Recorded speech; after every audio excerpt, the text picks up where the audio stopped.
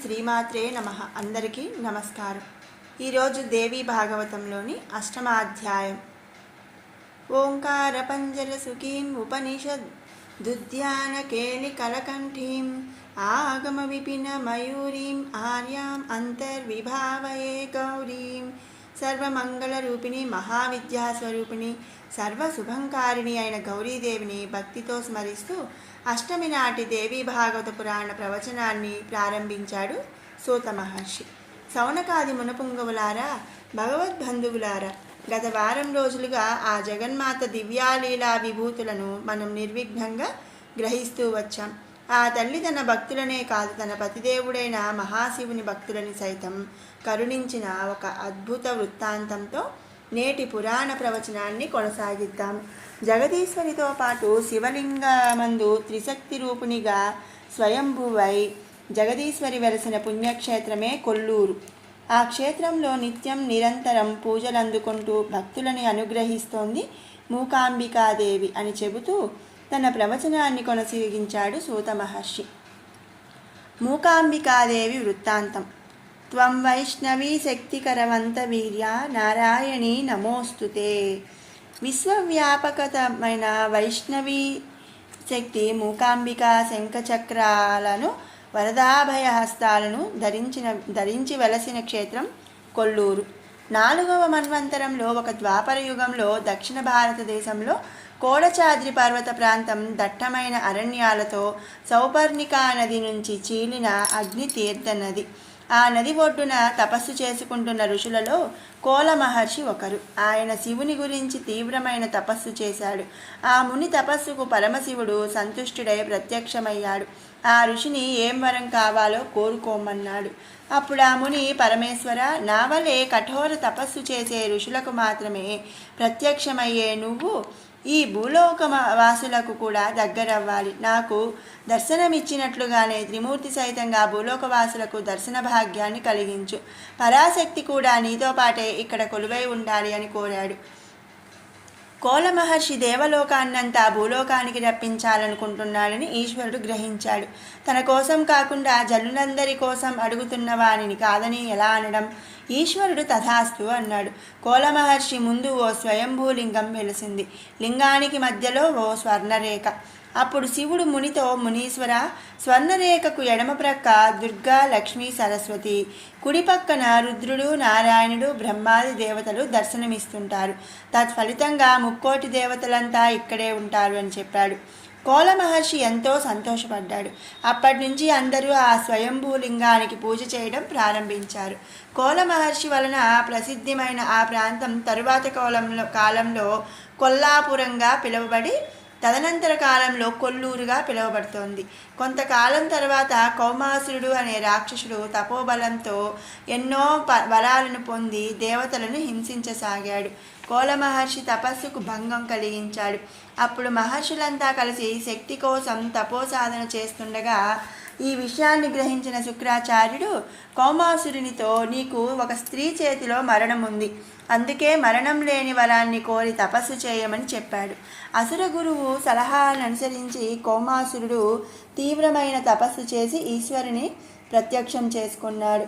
ఆ సమయానికి దేవతలంతా సరస్వతీదేవిని ప్రార్థించడంతో వాగ్దేవి ఆ రాక్షసుని బుద్ధిని, మాటను మార్చేసింది.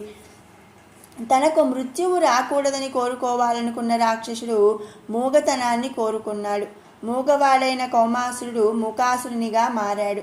అంతట కోల మహర్షి ప్రార్థన మేరకు సర్వదేవతలలో అంశారూపాలుగా ఉన్న ఆదిశక్తి అన్నింటినీ కలుపుకొని ఏకమహాశక్తి స్వరూపంగా ఆవిర్భవించింది.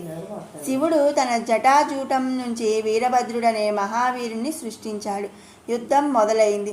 అసురులను వీరభద్రుడు ఎదుర్కొన్నాడు. దేవి ప్రయోగించిన అస్త్రాలు అసురులను చిన్నాభిన్నం చేశాయి. వీరభద్రుడు అసురులను సంహరించి గుట్టలుగా పడేశాడు. మూకాసురుడు దేవిని ఎదురొడ్డి నిలిచాడు.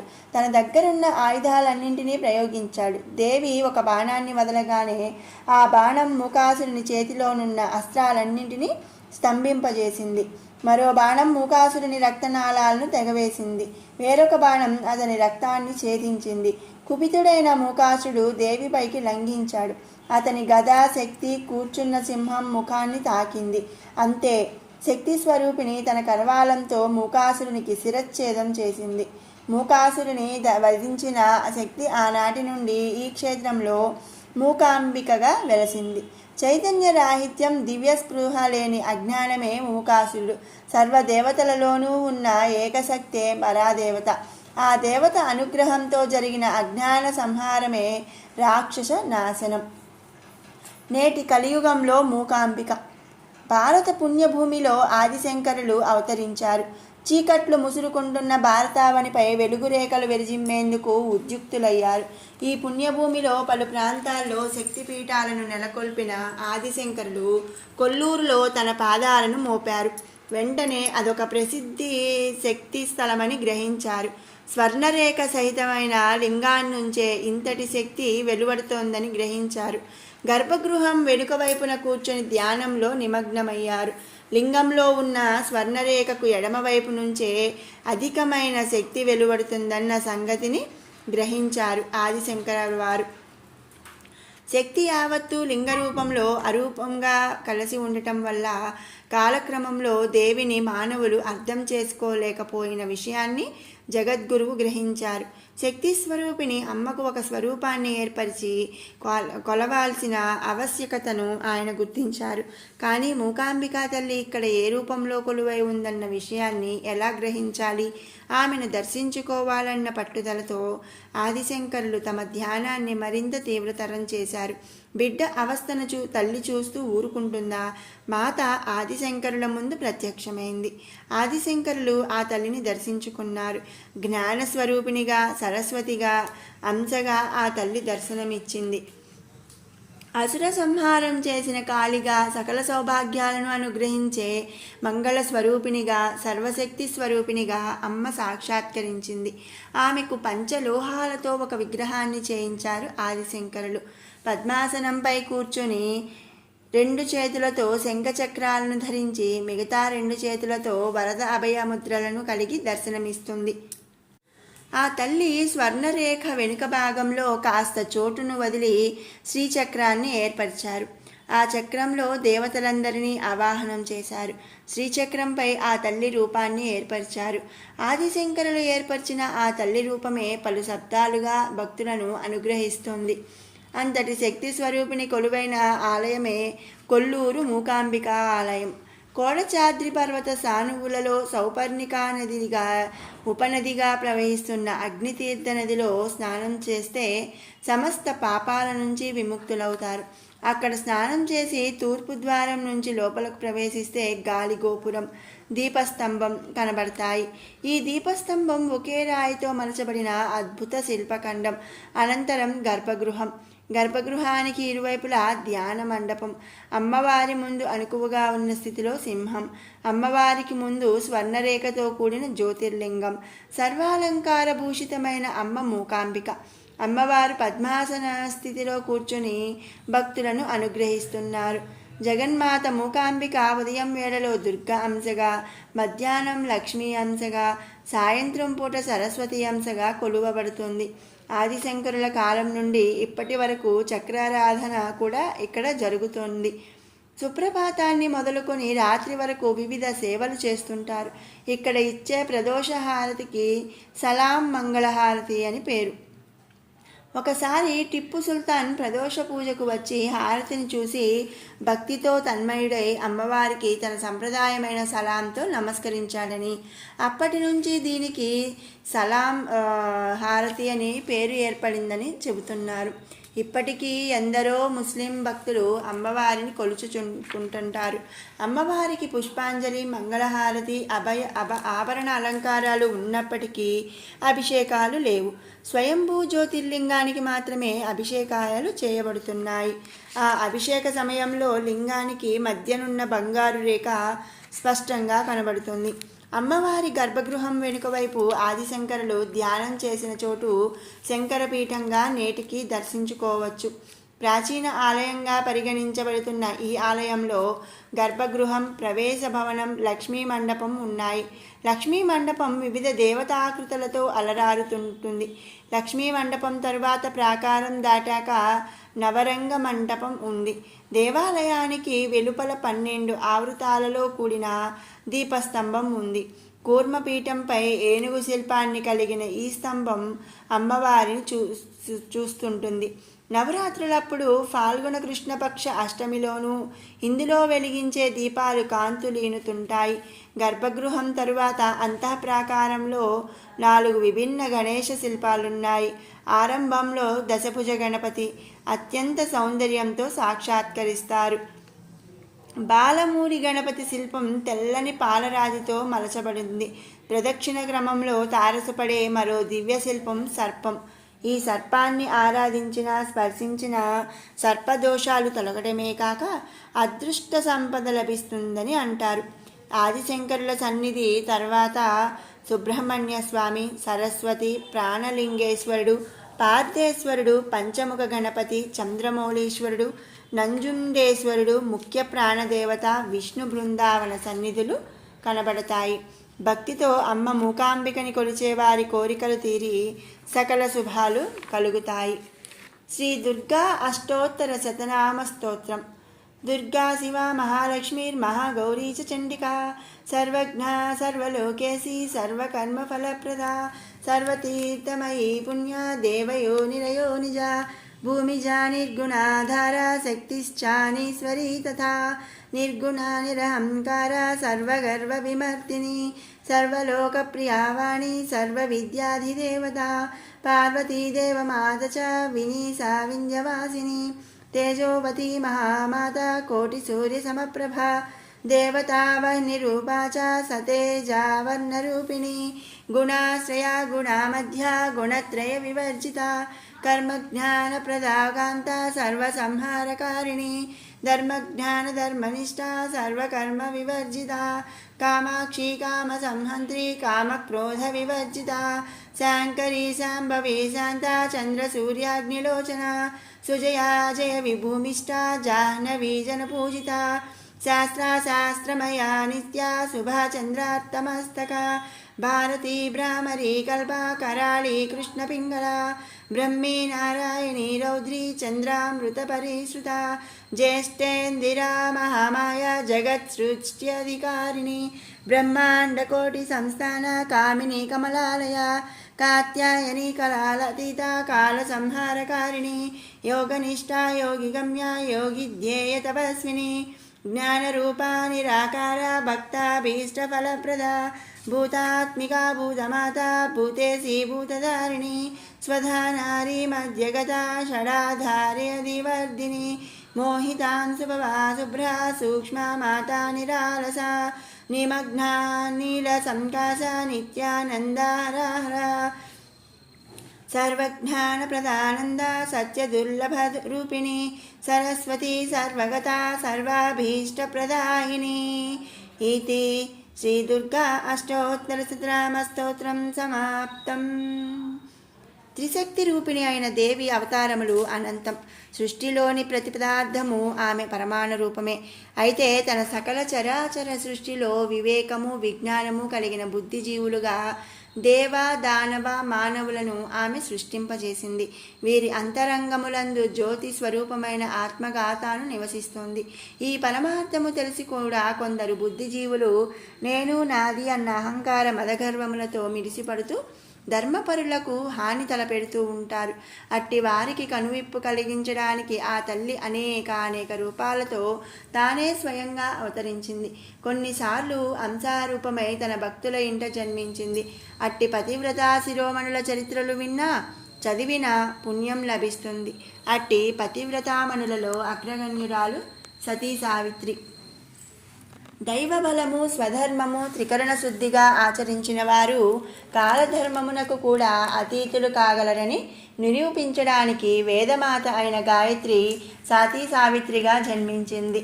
ఆ సావిత్రి చరితము ముల్లోకములలోని నారీమణులందరికీ ఆదర్శప్రాయము.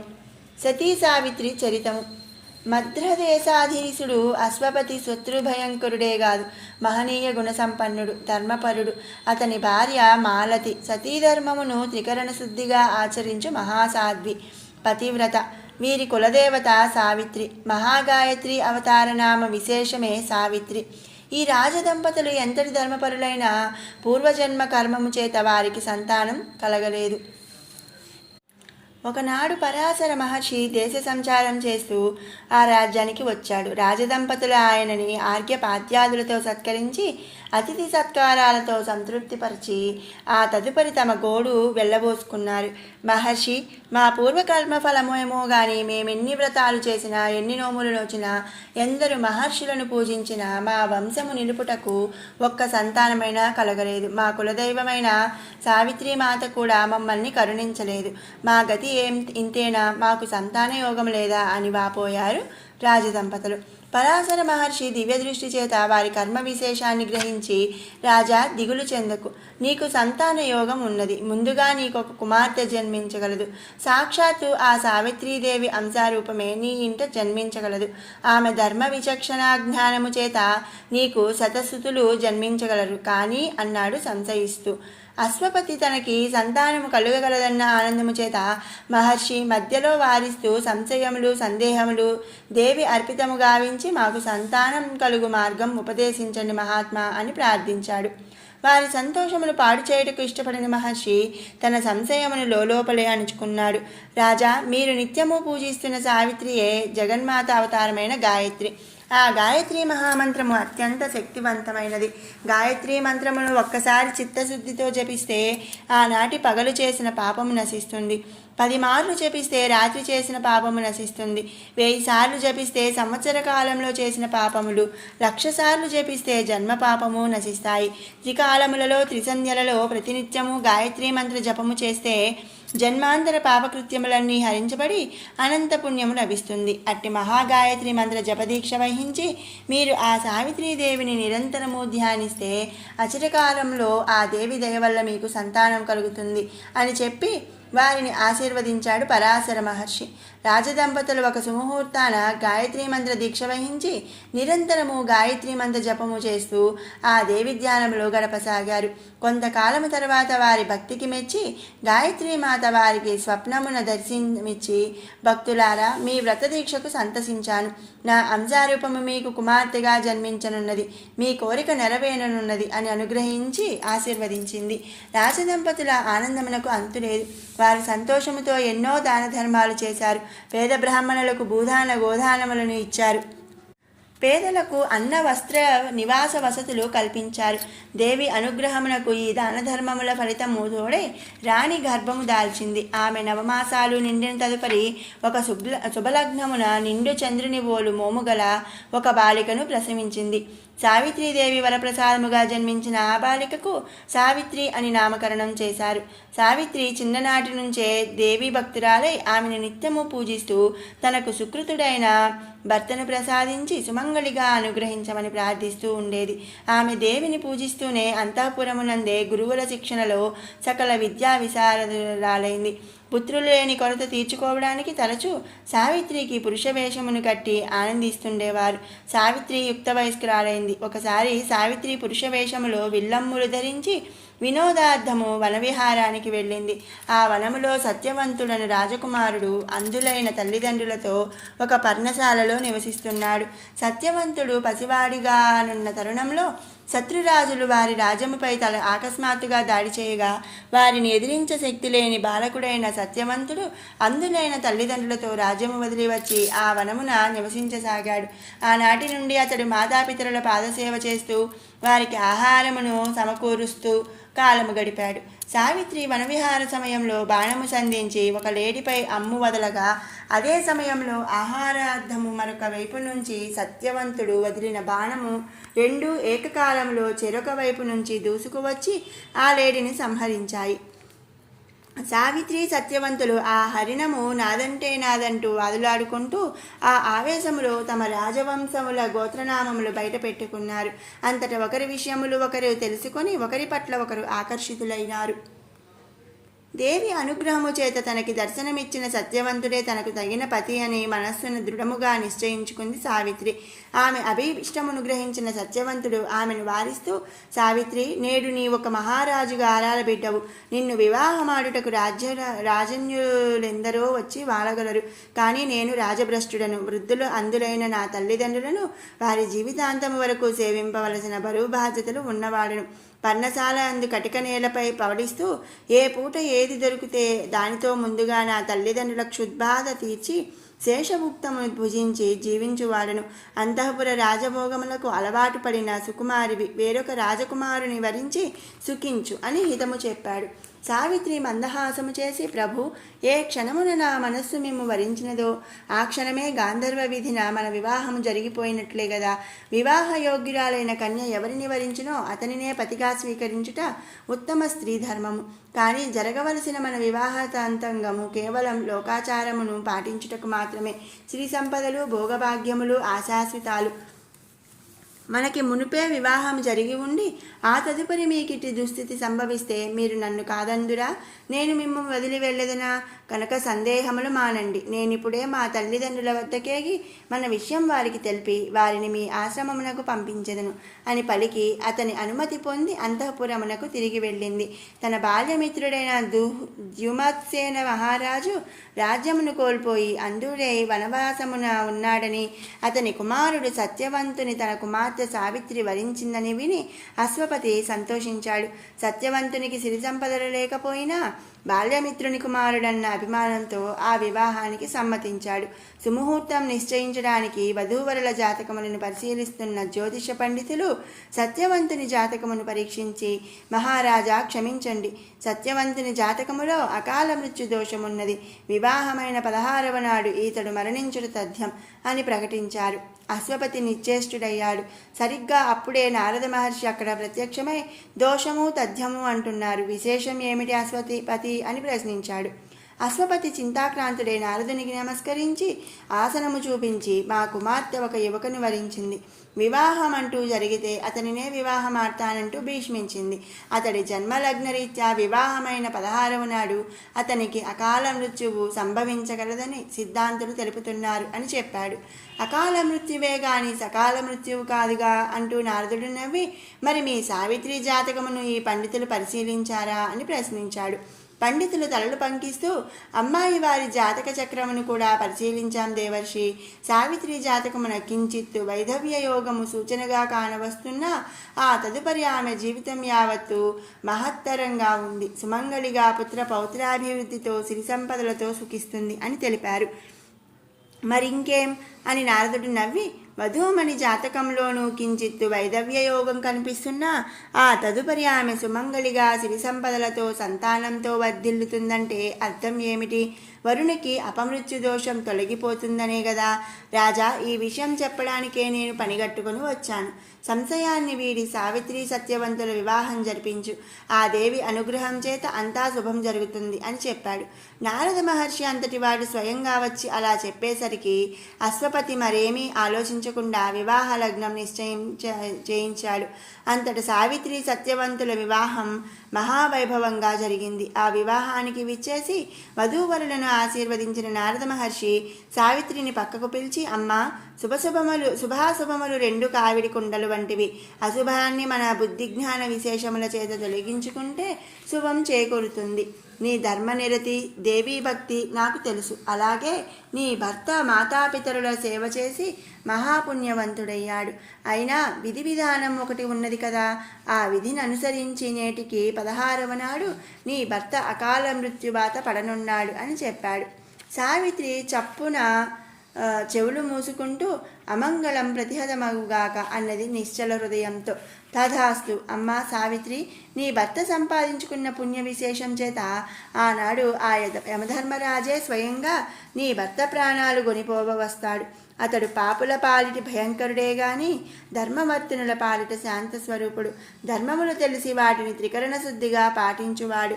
నీ పాతివ్రత్య సత్యమహిమతో అతనిని మెప్పించి నీ పతి ప్రాణములు కాపాడుకో. లోకమున ఆదర్శ సతీమణి వన్న సత్కీర్తిని పొంది సుఖించు అని హితము పలికి ఆశీర్వదించాడు నారదుడు. నారదుని హితోక్తులు విన్న సావిత్రి తన మనస్సును దృఢం చేసుకొని భర్త వెంట కాపురానికి వెళ్ళింది.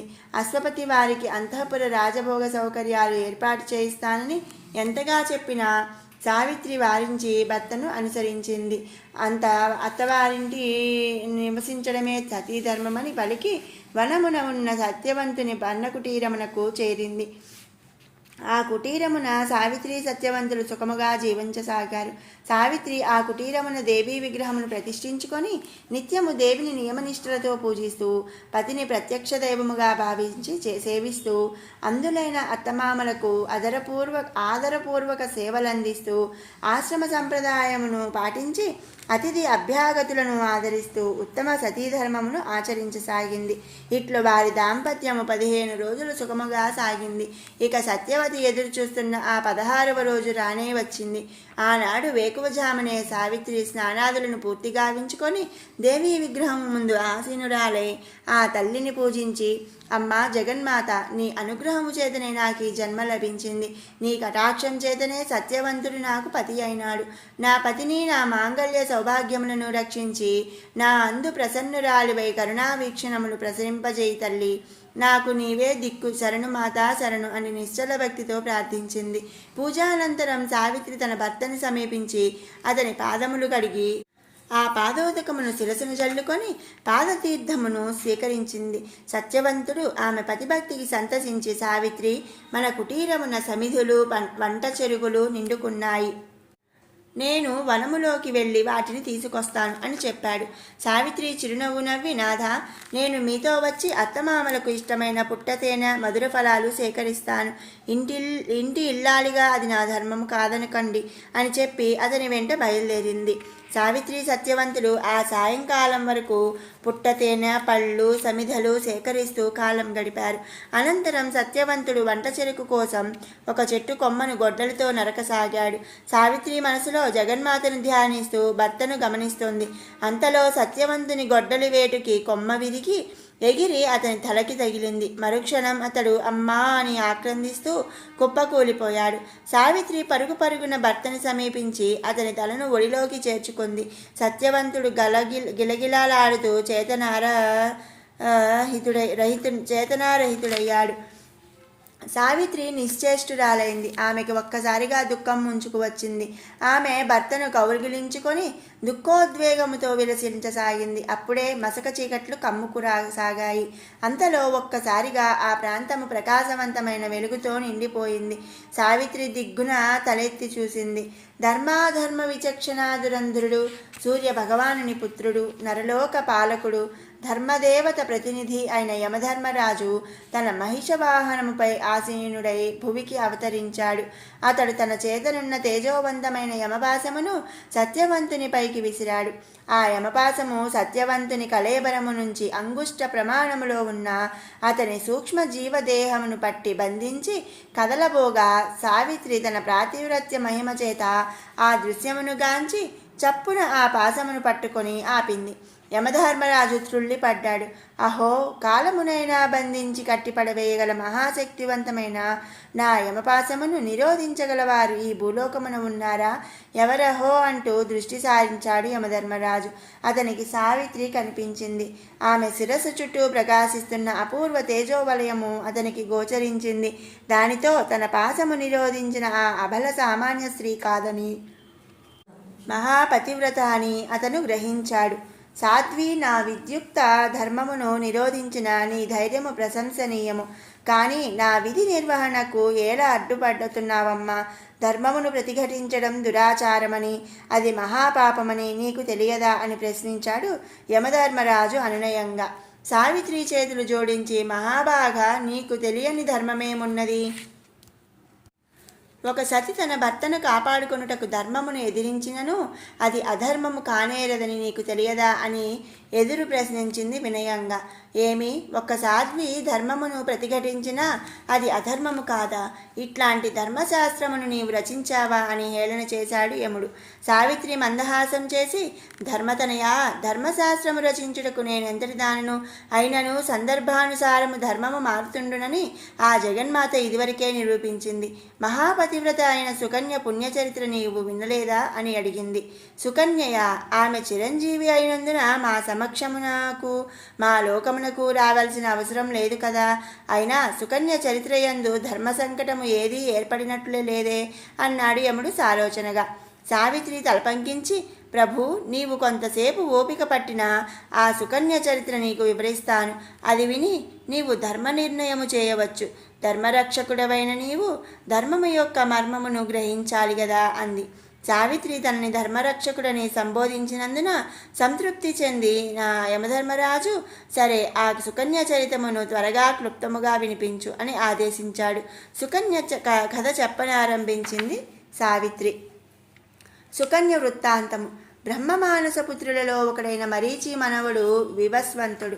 ఇతనే కర్మసాక్షి అయిన సూర్యభగవానుడు.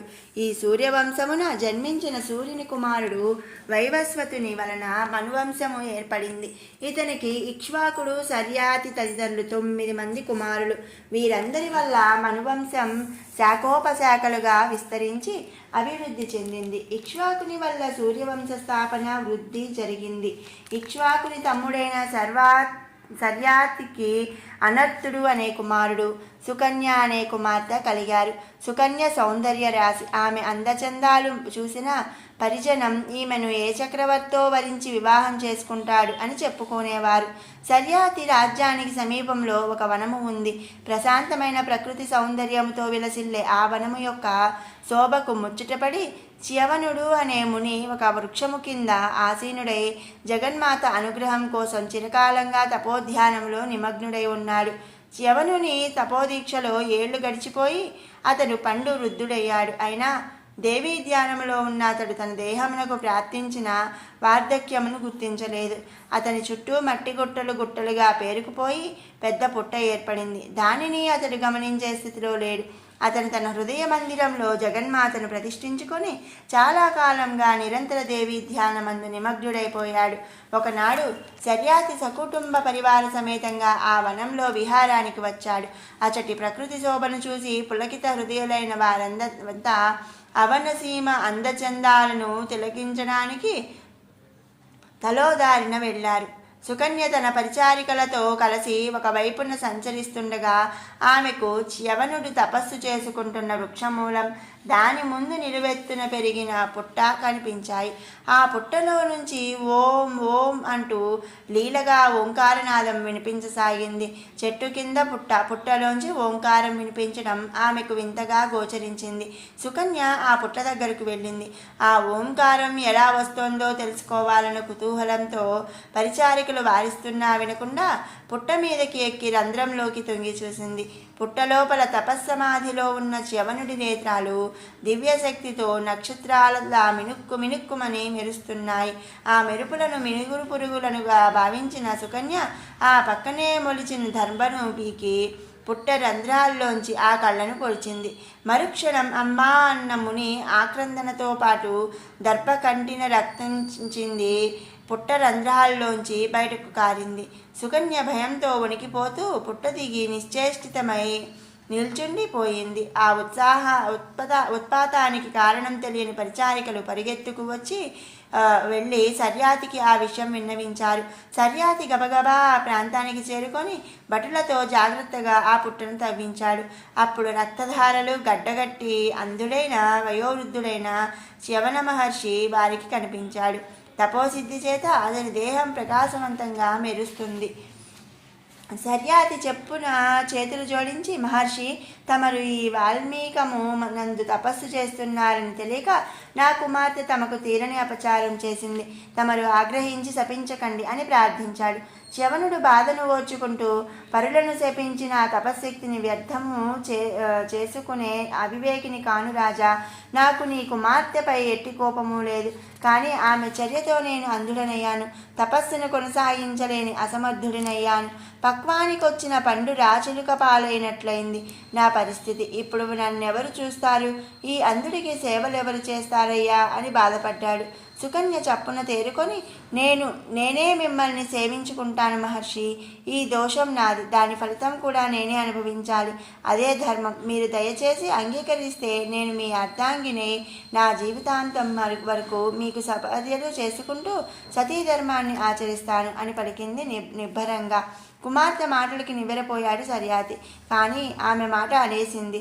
అది ధర్మసమ్మతం కూడా. అందుకని సర్యాతి చేతులు జోడించి, అవును మహర్షి, నా కుమార్తె సుకన్య ధర్మ నిర్ణయం చేసింది, తమరు వివాహానికి సమ్మతించండి అని అర్థించాడు. చ్యవనుడు కూడా గత్యంతరం లేక సరే అన్నాడు. సుకన్యాచ్యవనుల వివాహం జరిగిపోయింది. ఆ దంపతులను చూసిన వారందరూ, అయ్యో కాకి ముక్కుకి దొండపండులాగా బక్క చిక్కిన ఈ పండువృద్ధునికి నవ్వయవ్వని అయిన సుకన్య అర్ధాంగి కావడమేమిటి, విధివ్రాత కాకపోతే అనుకుంటూ కంట తడిపెట్టాడు. సుకన్య మాత్రం చ్యవనుడు తనకి దేవి ప్రసాదించిన భర్తగా భావించి ఆనందంతో అతని వెంట ఆశ్రమవాసానికి వెళ్ళిపోయింది. ఆశ్రమంలో సుకన్యాచ్యవనులు ఏ లోటు లేకుండా జీవిస్తున్నారు.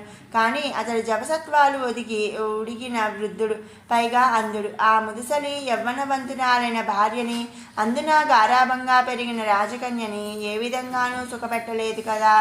అందుకే అతను చాలాసార్లు కుసుమ కోమలి అంధుడినయ్యాననే అజ్ఞానంతో నా స్వార్థం కోసం నీ 100 ఏళ్ల నిండు జీవితాన్ని నాశనం చేశాను. నా వల్ల నీకు సుఖమా, సంతోషమా? ఒక యవ్వనవతి తన భర్త నుంచి ఆశించే దాంపత్య సుఖాన్ని కానీ సంతానాన్ని కానీ అందించలేని అసమర్థుడినయ్యాను కదా. నేను నీకు తీరని ద్రోహం చేశాను అని బాధపడుతుండేవాడు. సుకన్య ఆ మాటలకు ఏమాత్రం విచారించకపోగా భర్తనే ఓదారుస్తూ, అలా అనకండి స్వామి, నేను హృదయపూర్వకంగా ఇష్టపడే మిమ్మల్ని వివాహమాడాను.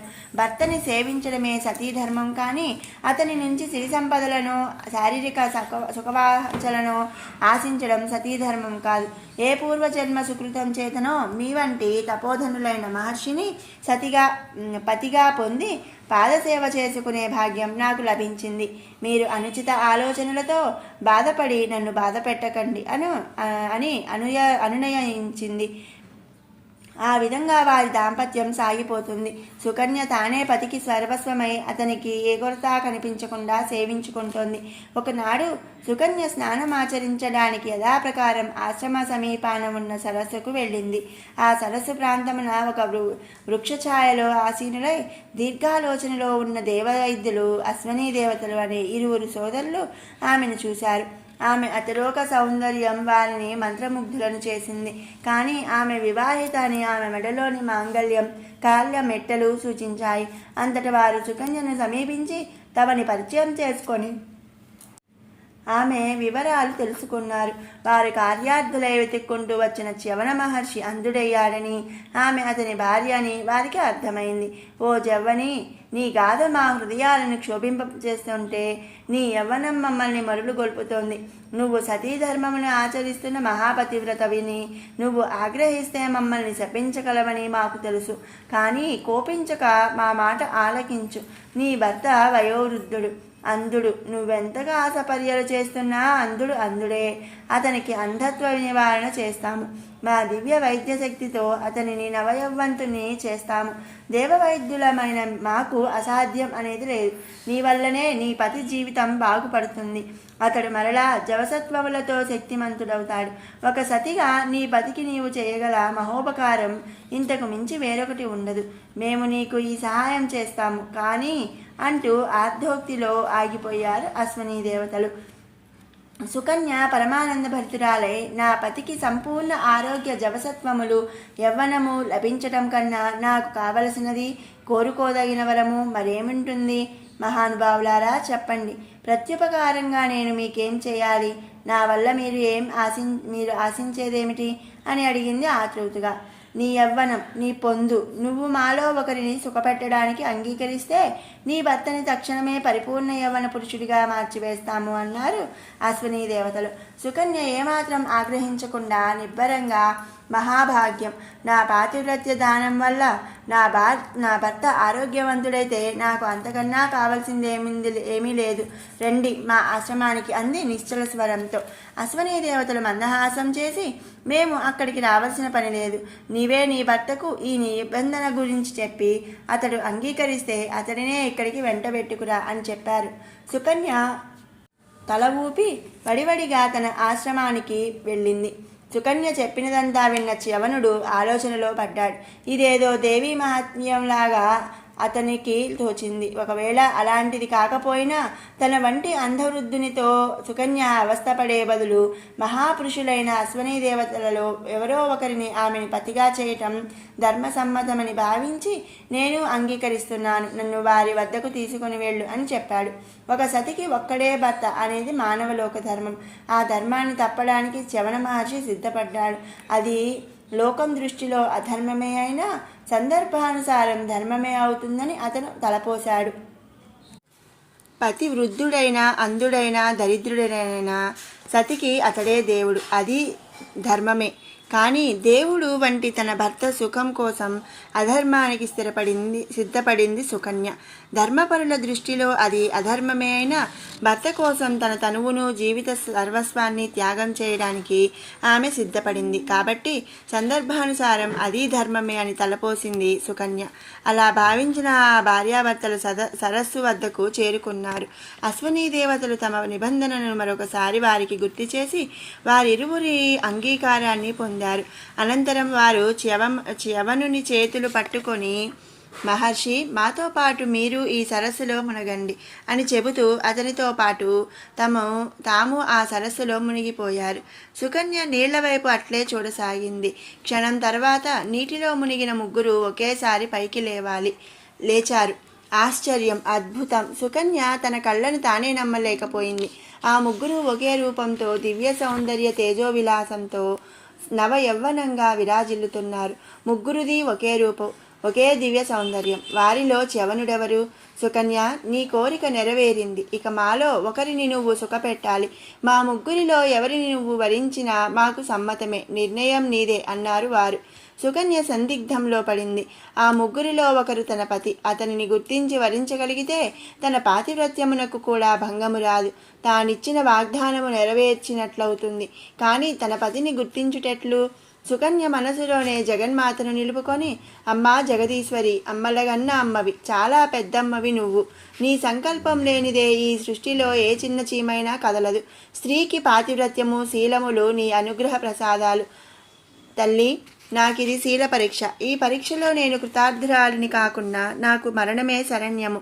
నాకు నా పతిని అనుగ్రహించినా సరే, లేదా నన్ను నీ పద సన్నిధికి చేర్చుకున్నా సరే, నిర్ణయం ఏదైనా ఆ భారము బాధ్యత నీదే అని ప్రార్థించింది. ఆమె ప్రార్థనలకు సంతసించిన దేవి, అమ్మా సుకన్య, నా భక్తురాలైన నీ సౌశీల్యమునకు మచ్చ రాణిస్తానా? చిట్టి తల్లి, కళ్ళు తెరిచి చూడు. నీ భర్తని తప్ప మిగతా ఇద్దరిని నా మాయ లిప్తకాలము ఆవహించి వారిని తేజోశూన్యులను గావిస్తుంది. ఆ లిప్తలో నీ భర్తను వరించు అని సుకన్య స్మృతి పదంలో బోధించింది. సుకన్య చప్పున కళ్ళు తెరిచి అప్పుడు ఆ ముగ్గురిలో అటూ ఇటూ ఉన్న ఇద్దరు తేజోశూన్యులై ముఖాలు వెలవెలపోగా మధ్యనున్నవాడు అపూర్వ తేజముతో ప్రకాశించాడు. సుకన్య చప్పున మధ్యనున్న పురుషుని చేయి అందుకొని, ఇతడే నా పతి అని ప్రకటించింది. ఆ మరుక్షణమే అశ్వినీ దేవతలు మాయ తొలగి నిజరూపాలు దాల్చి, ధన్యురాలువమ్మ సుకన్య, నీ పాతివ్రత్య మహిమ అద్వితీయం అంటూ ప్రశంసించారు.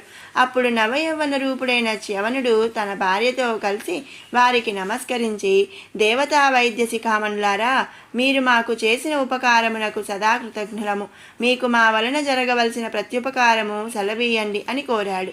అశ్వినీ దేవతలు సంతసించి, చ్యవన మహర్షి, నీవు మహాతపస్సంపన్నుడు, మా కార్యము నీ వల్లనే నెరవేరగలదన్న ఆశతో వెతుక్కుంటూ వచ్చి నీకు ఉపకారము చేశాము.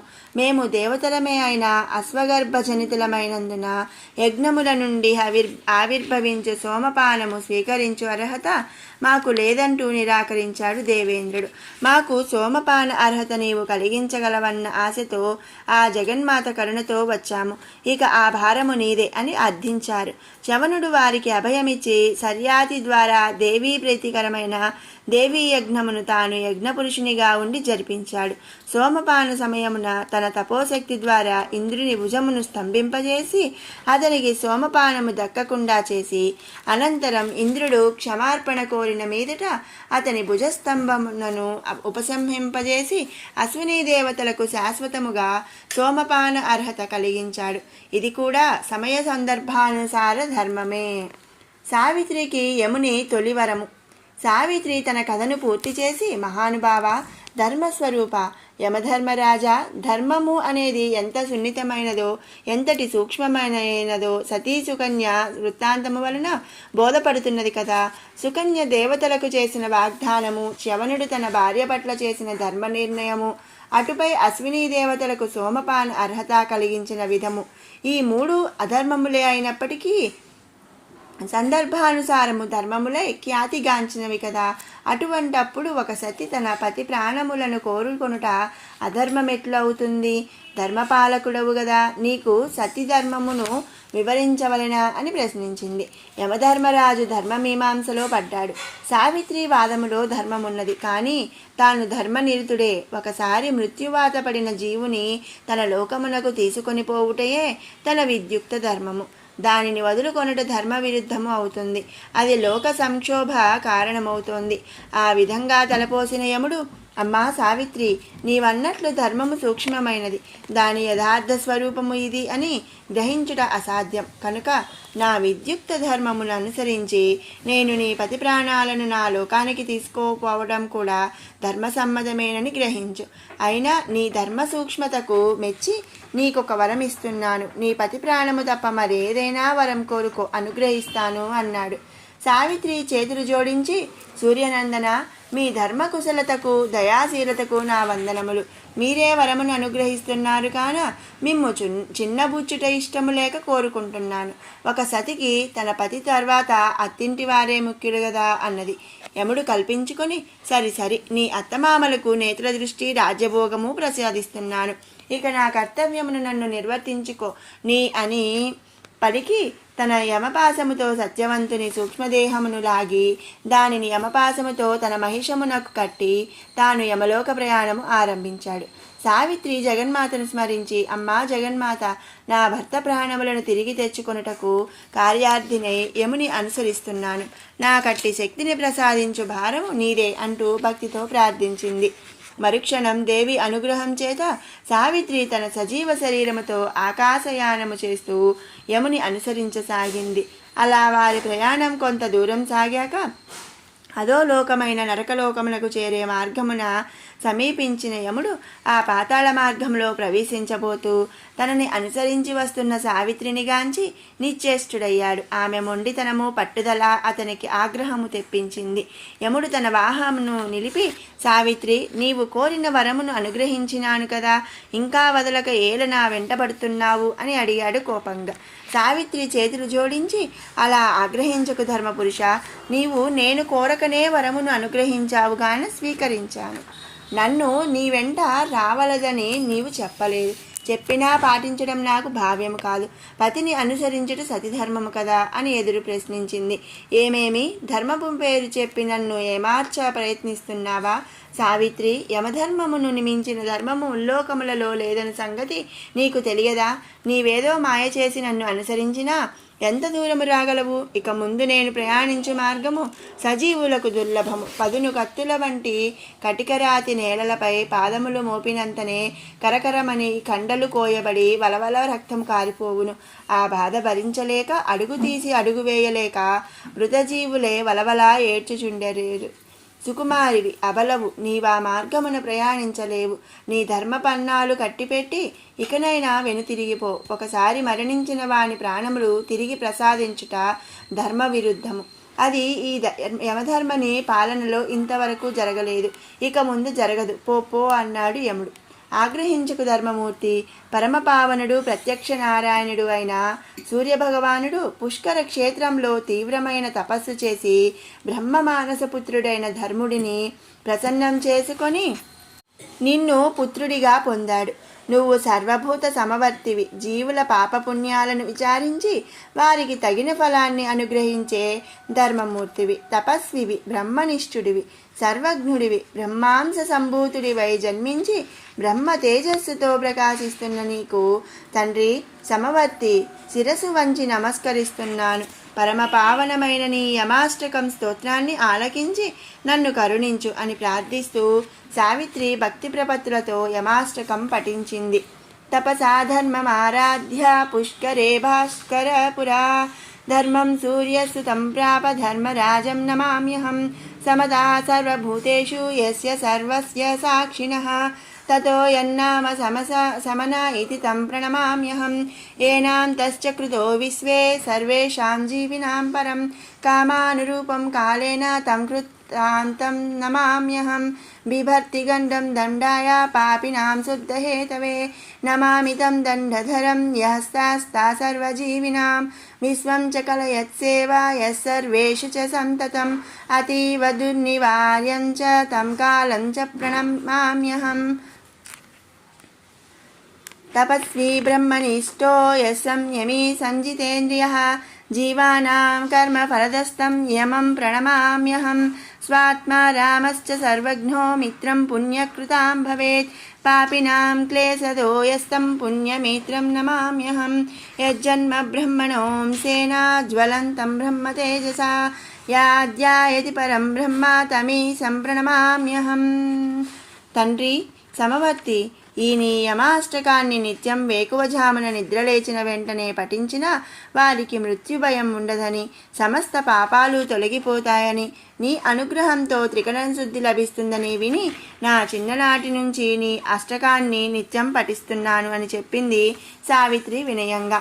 కాబట్టే మా ముందు నిలబడిన నీకు మృత్యుభయం కలగడం లేదు, అందుచేతనే నిర్భయంగా మా కాలపాసాన్ని పట్టుకోగలిగావు. నీవు సావిత్రి, ధర్మశాస్త్ర పారంగతురాలివైన నువ్వు సాక్షాత్ ధర్మస్వరూపిడినైన నా విధి నిర్వహణకి ఆటంకపరచటం మంచిది కాదు. నా ఏలుబడిలో ఉన్న నరకలోకంలో 86 రకాల కూపాలు ఉన్నాయి. అవి అత్యంత భయానకమైనవి. జీవుల దుష్కర్మ ఫలితానుసారం ఆయా నరక కూపాల్లో పడి దారుణమైన శిక్షలు అనుభవిస్తుంటారు. ఆ యమకూపాల గురించి వింటేనే నీ ఒళ్ళు పొడుస్తుంది. పైగా మా నరకాల లోకానికి వెళ్ళే మార్గం భయానకమైంది, దుర్లభమైంది.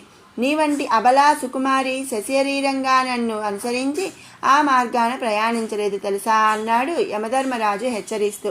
సావిత్రి మళ్ళీ నమస్కరించి, ఒక ప్రక్క నన్ను అబలానంటున్నావు, మరో వంక నాకు మృత్యుభయం కలగడం లేదంటున్నావు. అబలనని అంగీకరిస్తూనే నన్నిలా భయపెట్టడం, బెదిరించడం సర్వధర్మావతారుడివైన నీకు న్యాయమా తండ్రి అంటూ బాధపడుతూ కన్నీళ్లు పెట్టుకుంది. సావిత్రికి యముని 2వ వరము. యముడు తలపంకించి, సావిత్రి, నీ ధర్మకుశలతకు మెచ్చి మరలా నేను ఇంకో వరమును అనుగ్రహిస్తున్నాను. అదియు నీ పతి ప్రాణములు తప్ప కోరుకో అన్నాడు. అయినా పుత్ర సంతానము లేక పరితపించుతున్న నా తల్లిదండ్రులకు అని సావిత్రి అడుగుతుండగానే యముడు కల్పించుకొని, సరి వారికి శతశృతులను అనుగ్రహిస్తున్నాను. సావిత్రి, ఈ వరముతో సంతసించి సంతృప్తి చెందు. సమవర్తిని అనుసరించుట మానుకొని మరలిపో అని ఆదేశించి ముందుకు ప్రయాణం సాగించాడు. సావిత్రి మనసున జగన్మాతను స్మరించుకొని, అమ్మా, నా భాగ్యము కొలది నేను అడుగకనే సమవర్తి నాకు 2 వరములు ప్రసాదించాడు. కులసతి పరుల నుంచి 3 వరములు మించి అధికంగా ఆశించడం ధర్మము కాదు. నాకు మిగిలిన ఆఖరి అవకాశమునందైనా ఆ యముని మనస్సు కరిగి నన్ను కరుణించి నాకు పతిభిక్ష పెట్టునట్లుగా నన్ను ఆశీర్వదించి జగదీశ్వరి అని ప్రార్థించి మరలా యముని అనుసరించసాగింది. యముడు కొంత దూరం ప్రయాణం చేశాక పట్టు వదలకుండా తన వెనుక వస్తున్న సావిత్రిని గాంచి, ఆహా, ఏమి ఈమె మొండితనము! వలదని వారించిన వెనుక నా వెంట వస్తున్నదే. ఈ వ్యవహారమును దిక్పాలకుల ఎవరైనా గాంచినా నన్ను అసమర్థునిగా, ఒక అబలను కట్టడి చేయలేని దుర్బలునిగా భావించి హేళన చేయకుందిరా. కాన ఈ సావిత్రిని ఎట్లయినా బుజ్జగించి లాలించి వెనుకకు పంపించుటే మంచిది అని తలపోసి తన వాహనమును ఆపి ప్రసన్నముగా సావిత్రిని గాంచి, సాధ్వి, ఇంతకు ముందు ఏ సాధ్వి అయినా ఇలా సమవర్తిని అనుసరించిందా?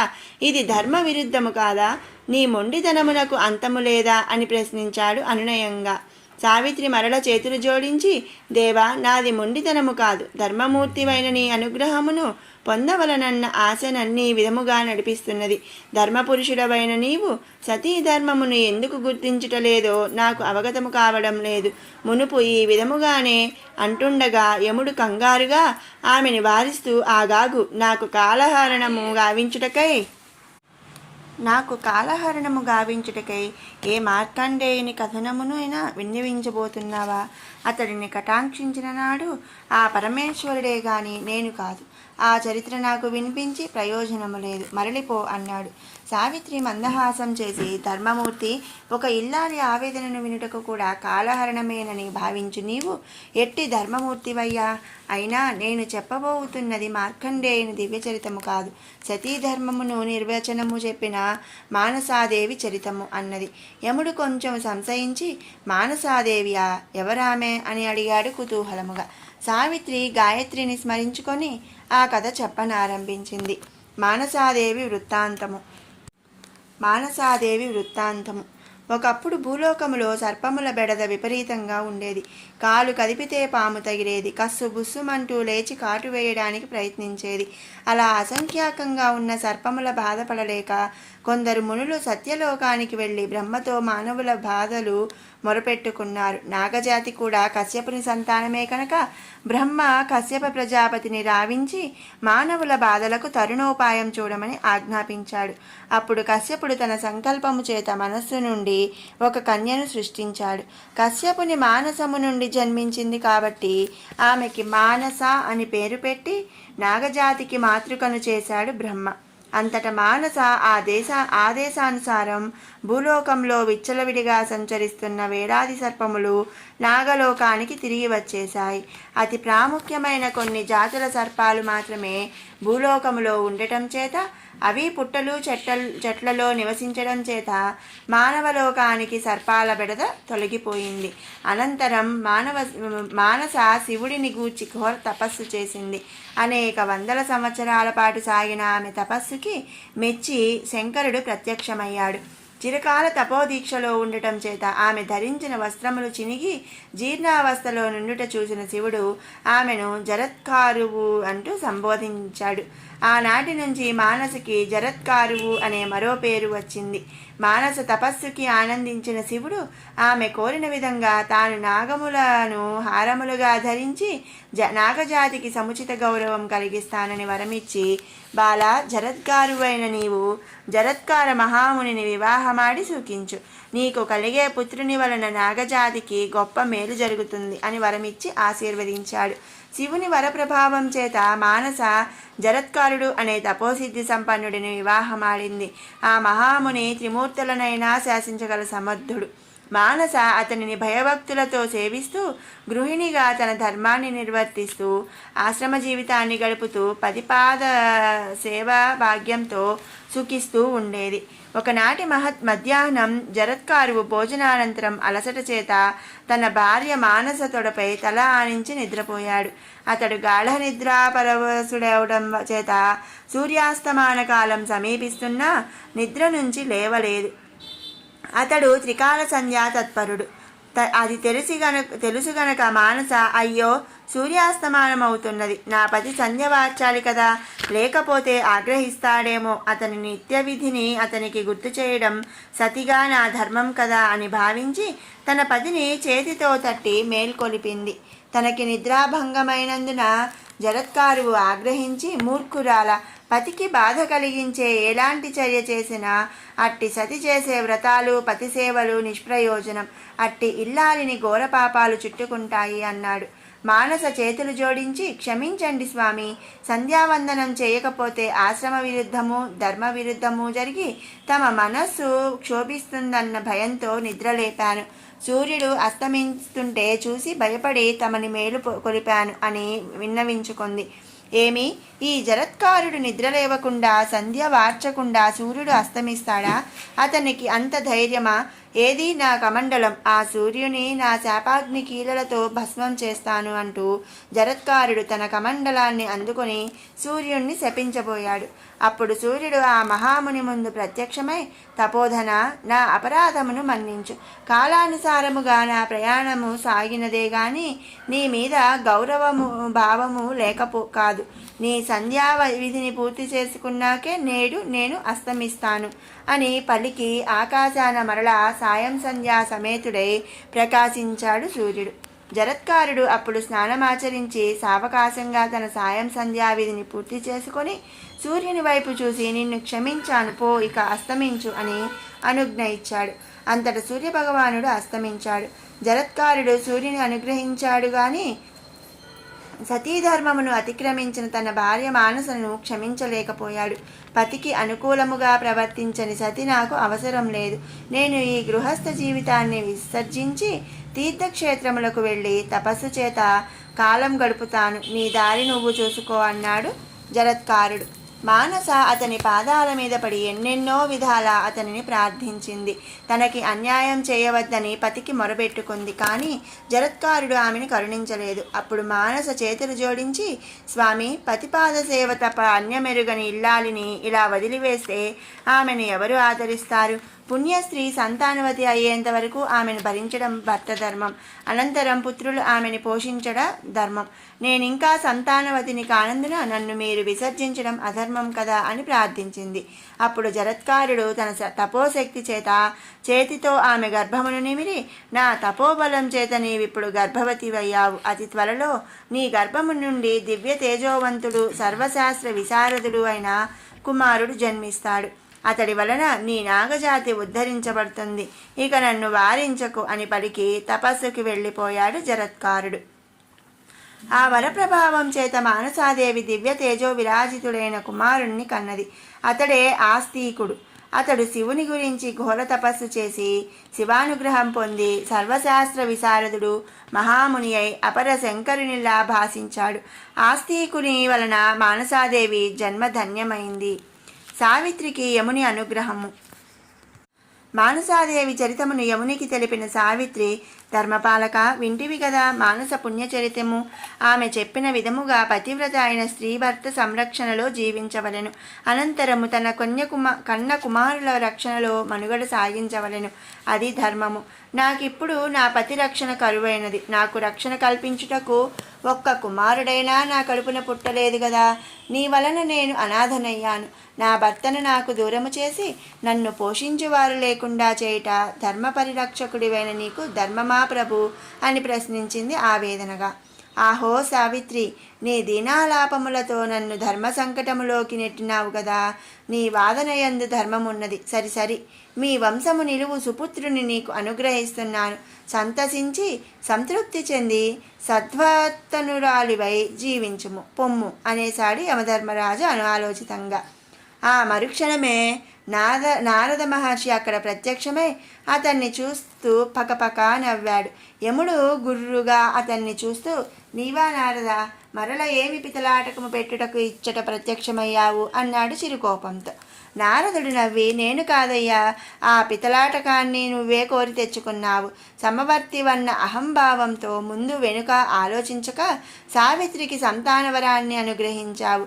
సావిత్రి మహాసాధ్వి, పతివ్రత. అమరలోకవాసులు వావి వరుసలు గణించక సంతానవంతులు కావచ్చును, కానీ భూలోక మానవులకు అట్లు వీలు కాదు. సావిత్రి వంటి సాధ్వి తన పతి మూలముననే సంతానవతి కావలను. కనుక నీవిచ్చిన ఈ 3వ వరము ఫలించవలెనన్నా నీవు ఆమె పతి ప్రాణములను తిరిగి ఇవ్వవలను. కాన సావిత్రికి సత్యవంతుణ్ణి అప్పగించి సమవర్తి అనిపించుకుంటావో, లేక మాట తప్పి అధర్మవర్తునిడివై నీ యమలోక సార్వభౌమత్వమునే పోగొట్టుకుంటావో నువ్వే ఆలోచించుకో. కానీ ఒక్క మాట, సావిత్రి మహాపతివ్రత. ఆమెకి నువ్విచ్చిన వరం ఫలించనిదే నీ మహిషవాహనము ఇక ఒక్క అడుగైనా ముందుకు కదలదు అని తెలిపాడు. యమధర్మరాజుకి సత్యం తెలిసి వచ్చింది. అతడు సావిత్రిని ప్రశంసిస్తూ, సాధ్వి, నీ ధర్మకుశలత, సత్యసంధత, పాతివ్రత్య మహిమ చేత ఈ దండధరుని కాఠిన్య హృదయమును కరిగించావమ్మా. నీ వంటి కులసతికి సౌశీల్య మాంగళ్య భాగ్యమును అనుగ్రహించుటయే అసలైన ధర్మము. తల్లి, సంతోషముతో నీ పతి ప్రాణములు నీకు అప్పగిస్తున్నాను. నేను నీకు ప్రసాదించిన 3 వరముల భాగ్యమును నువ్వు చిరకాలము అనుభవించి ఇహలోక సౌఖ్యములను నీ పతిదేవునితో కలిసి అనుభవించి చిరకీర్తిని ఆర్జించి జీవితాంతమునను సుమంగళివై తనువు చాలించి పుణ్యలోకమునందు స్థిరవాసినివై సుఖించు. ఈ లోకమున సూర్యచంద్రులు ప్రకాశించినంతకాలము నీ పుణ్యచరిత్ర దివ్యమై నవ్యమై భూలోక సువాసినులకు ఆదర్శప్రాయమై విరాజిల్లగలదు. మహాసాధ్వి, ఇదిగో నీ పతి ప్రాణము అని సత్యవంతుని సూక్ష్మ శరీరమును విడుదల చేసి సావిత్రిని హృదయపూర్వకముగా ఆశీర్వదించాడు యమధర్మరాజు. సావిత్రి భక్తిపూర్వకంగా యమునికి నమస్కరించి, ప్రభు, ఇందు నేను నిమిత్త మాతృరాలిని. ఇదంతా ఆ గాయత్రీదేవి కృపాకటాక్షము, మీ అనుగ్రహము అని వినయముగా పలికి పతి సూక్ష్మ శరీరము వెంట అనుసరించింది. సావిత్రిని మరలా ఆశీర్వదిస్తూ యముడు తన లోకమునకు పయనముగాగా నారదుడు సంతసముతో సావిత్రిని అనుసరించాడు. అనంతరం కొద్దిసేపటికి సత్యవంతుని సూక్ష్మ శరీరము అతని కళేవరమునందు ప్రవేశించగానే అతడు నిద్ర నుండి లేచినట్లు మేల్కొన్నాడు. నారదుని వల్ల జరిగినదంతా తెలుసుకొని సావిత్రి సత్యధర్మ నిరతికి మహదానందభరితుడయ్యాడు. సత్యవంతుడు ఆ దంపతులు భక్తితో నారదునికి నమస్కరించారు. అమ్మా సావిత్రి, యముని వరప్రభావం వలనని అత్తమామలకు నేత్రదృష్టి లభించింది. సత్యవంతుని రాజ్యమును అపహరించిన శత్రురాజు ఇప్పుడు మీ అత్తమామల సన్నిధిలో వారిని క్షమాపణ కోరి వారి రాజ్యమును వారు మరలా స్వీకరించవలనని ప్రాధేయపడుతున్నాడు. నీ తండ్రికి త్వరలో 9 కుమారులు పుట్టి వారి వంశము అభివృద్ధి చెందనున్నది. ఇక నీవును సత్పుత్రునికి కోసం సంతానవతి షష్ఠీదేవిని పూజించి ఆరాధించు తల్లి, నీకు సర్వశుభములు చేకూరుతాయి అని చెప్పాడు నారదుడు. సావిత్రి ఆశ్చర్యము చెందుతూ, ఈ షష్ఠీదేవి ఎవరు మహాత్మా అని ప్రశ్నించింది కుతూహలముతో. నారదుడు నవ్వి, షష్ఠీదేవి శిశువుల పాలిట దివ్యమాత, శిశువుల బాలారిష్టములను నివారించి వారి ఆయురారోగ్యాలను కాపాడు కరుణామూర్తి, సంతతి లేని వారికి సత్సంతానమును ప్రసాదించు కామిత కల్పవల్లి. నీవు గాయత్రీదేవి అంశ సంభూతురాలివి. అయితే ఆ తల్లి ప్రకృతి మాత అంశారూపిణి. ఆమె పుణ్యగాథ వినమమ్మ అని చెప్పసాగాడు. షష్ఠీదేవి చరితము. పార్వతీ పరమేశ్వరుల పుత్రుడైన షణ్ముఖుడు తారకాసురుని వధించి లోకశాంతి ప్రసాదించాడు. అప్పుడు దేవతలు మహర్షులు ఆ ఆది దంపతులను వేనోళ్ల స్తుతించి, అమ్మా జగదీశ్వరి, మీరు శక్తి స్వరూపిణులు కాబట్టి షణ్ముఖుని కుమారునిగా బలసినారు. కానీ మా వంటి వారి గతి ఏమి? మాకు సలక్షణమైన సంతానమును ప్రసాదించి ఆ సంతానమును చల్లగా కాపుటకు అనుగ్రహ దేవత లేదు కదా. అట్టి దేవతను మీ వరప్రసాదముగా ముల్లోకములకు అనుగ్రహించరాదా అని ప్రార్థించాడు. వారి ప్రార్థనలను మన్నించిన పార్వతీదేవి, వత్సలారా, నా ప్రతిరూపమైన ప్రకృతి వలన ఈ సృష్టి ఉత్పన్నమవుతుంది.